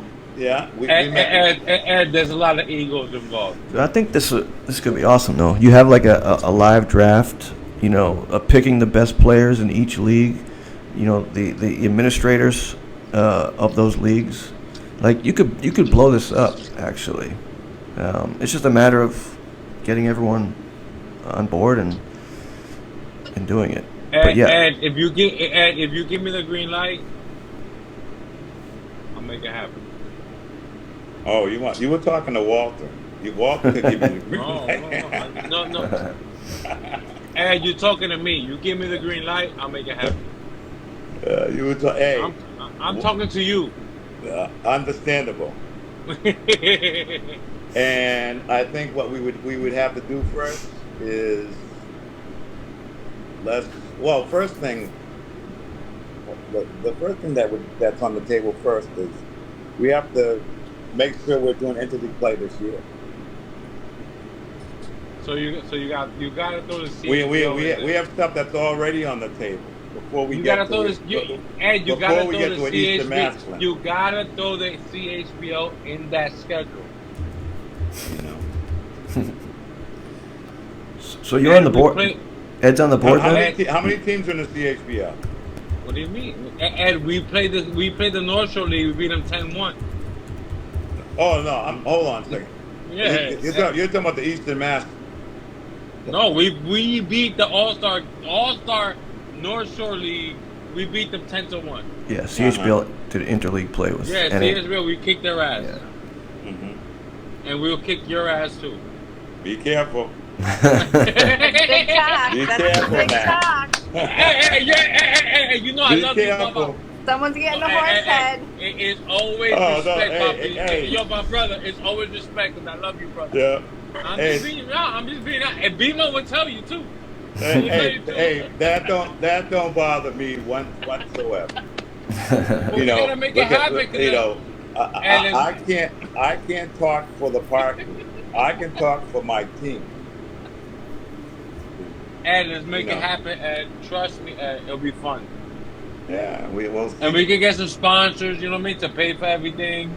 You know what I mean? And it can give publicity to all the leagues involved. That's what we're doing it for.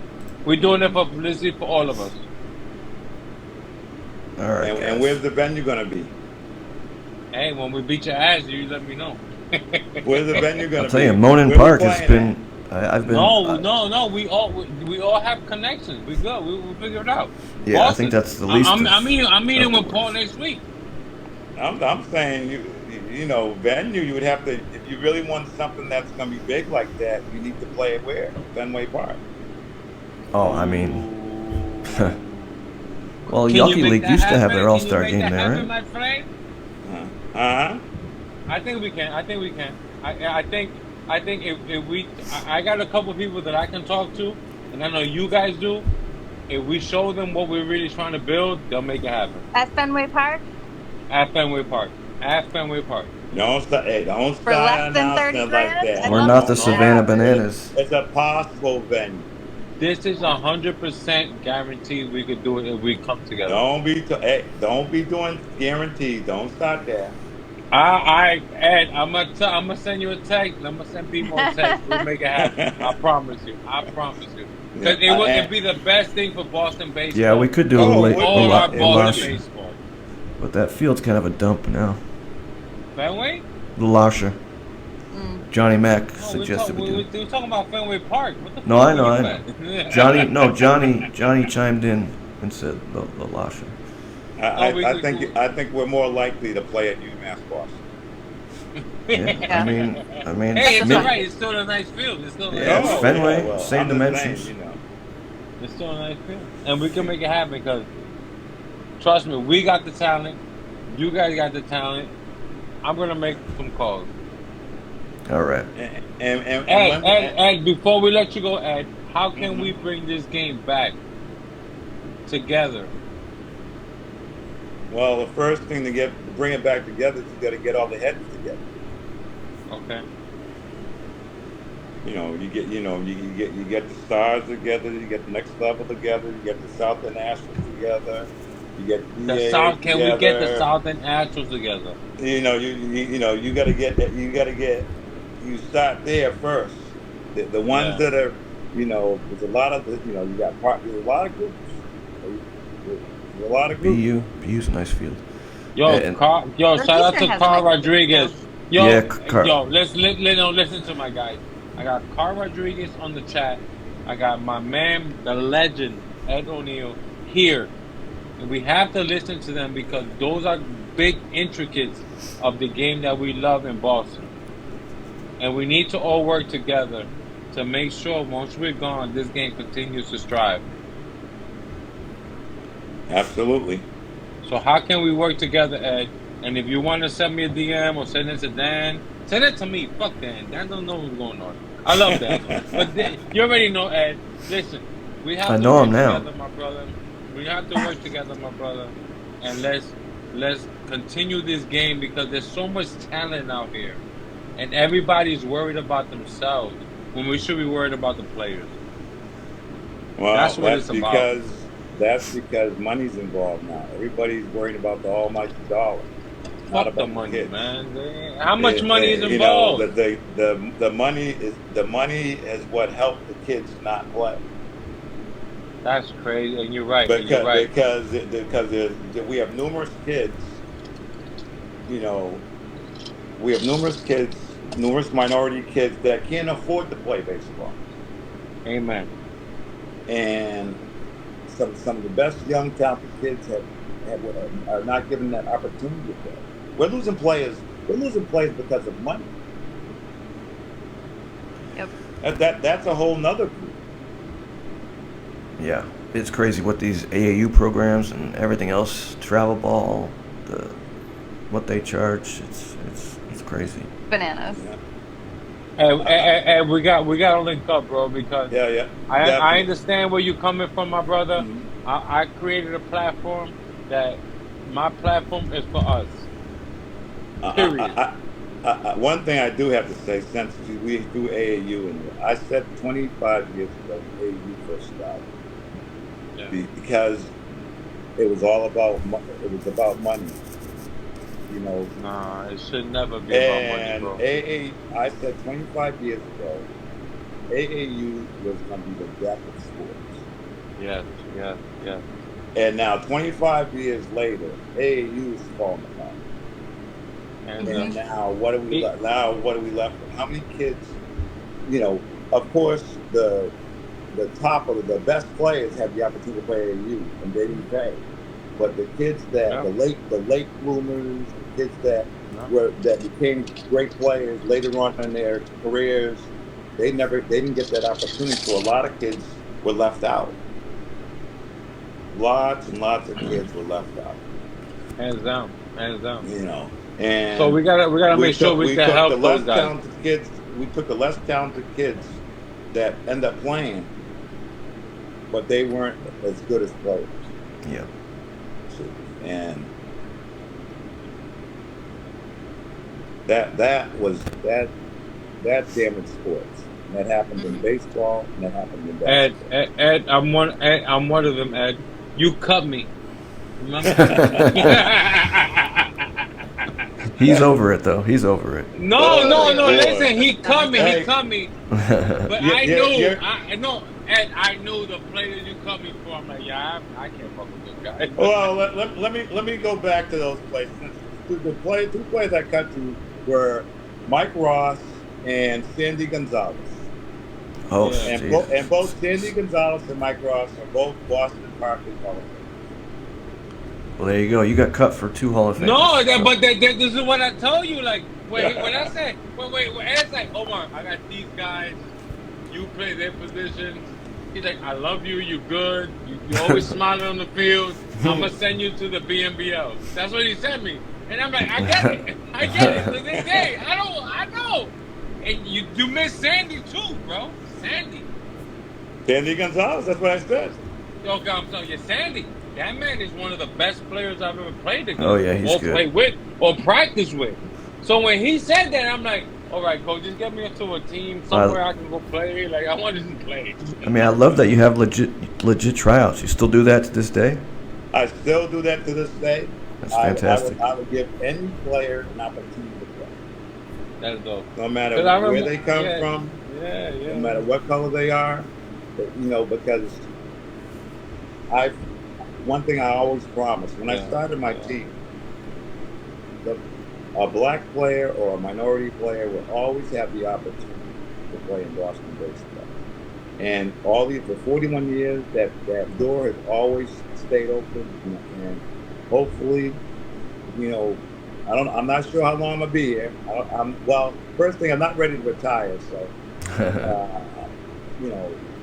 and I hope that door will always be open. I love it. Ed, thank you so much for your time. No, Dan, hold on. Okay. You need to understand the man you're talking to right now. You've made Ed it. right now, no, I'm telling you, Ed is one of the best coaches to ever coach Boston baseball. I believe it. Ed changed a lot of people's lives. They don't give him his flowers. I don't understand why. I don't understand why. And Ed continues to give back to our game, bro. And when Ed fucking cut me, I'm like, I never questioned him because he was like, oh man, you're a good player, but you know what? I got so many good players now. I'm like, I get it. But he put me in a situation to still play baseball that I played in that league 19 years later. And that's what I want people to understand who Ed is, bro. Ed always put us in a situation, bro, to succeed. And thank you, Ed. Thank you. Thank you. Thank you. On that note, we appreciate you being here, and I'm glad I finally got to meet you. Me too. And if my mic wasn't muted, you would have heard some No, of the best questions yeah, of the I know. night. I had some like prolific shit that I was spewing with my mic off, but. And it was really nice to meet you, and I gotta be honest, man, I would love to hear so much more about your history in Boston baseball, and being a black man playing in the 70s must have been fucking He's the wild. man right there. So Let I him think, know. honestly, like, I would absolutely buy you a coffee or a beer and just listen to your story sometime. So thank you. Thank you. Thank you. Ed. And Thank hey, you. I'm always available. You know, maybe later on I'll let you come on again. And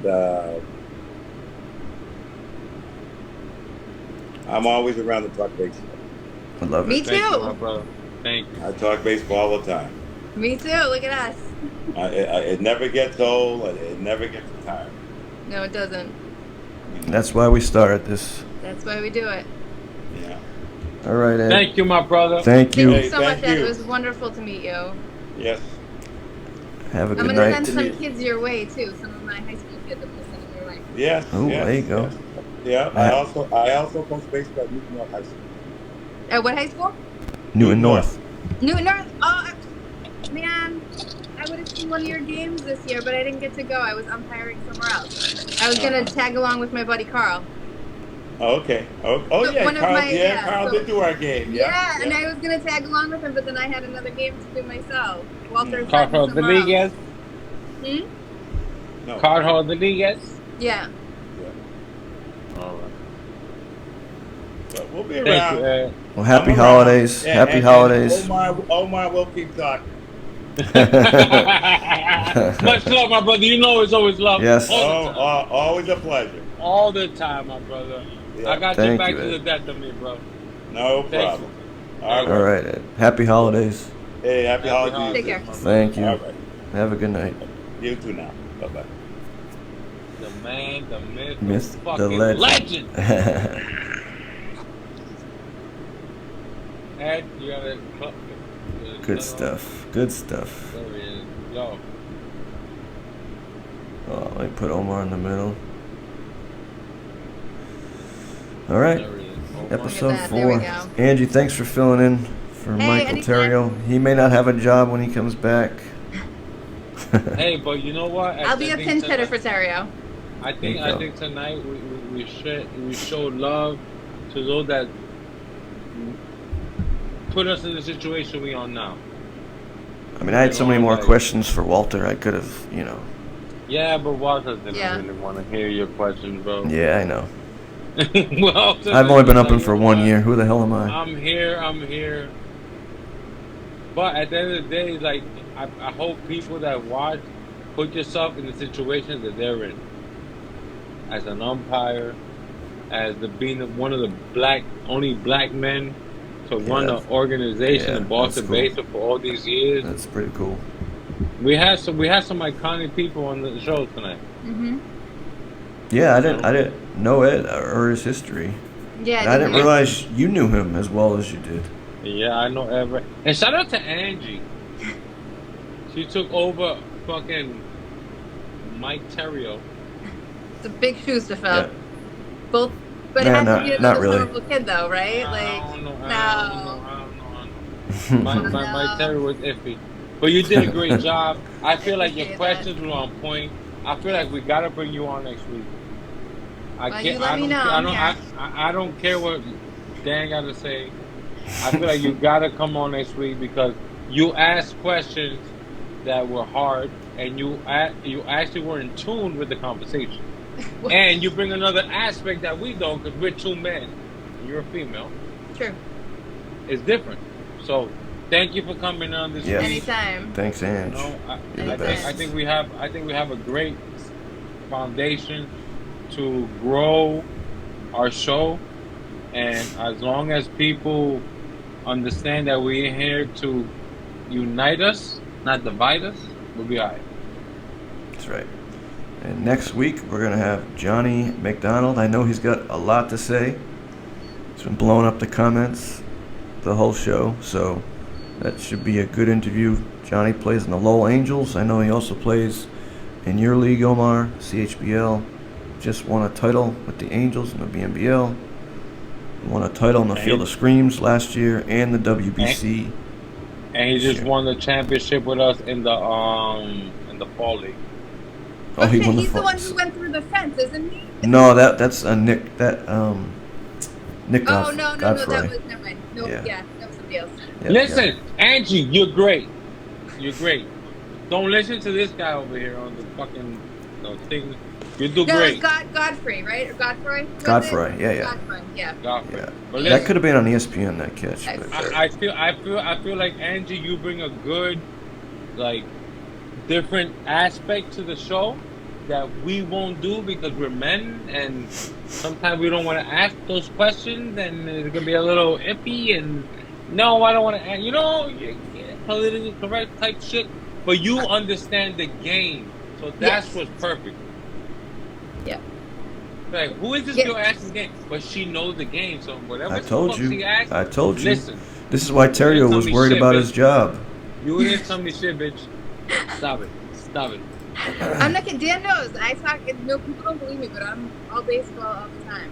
No, Oh, and- I've watched you. I've watched you. And we should have asked Walter about your TikTok account. Oh, that would have been some hard pressing shit right there. I want Right. to know.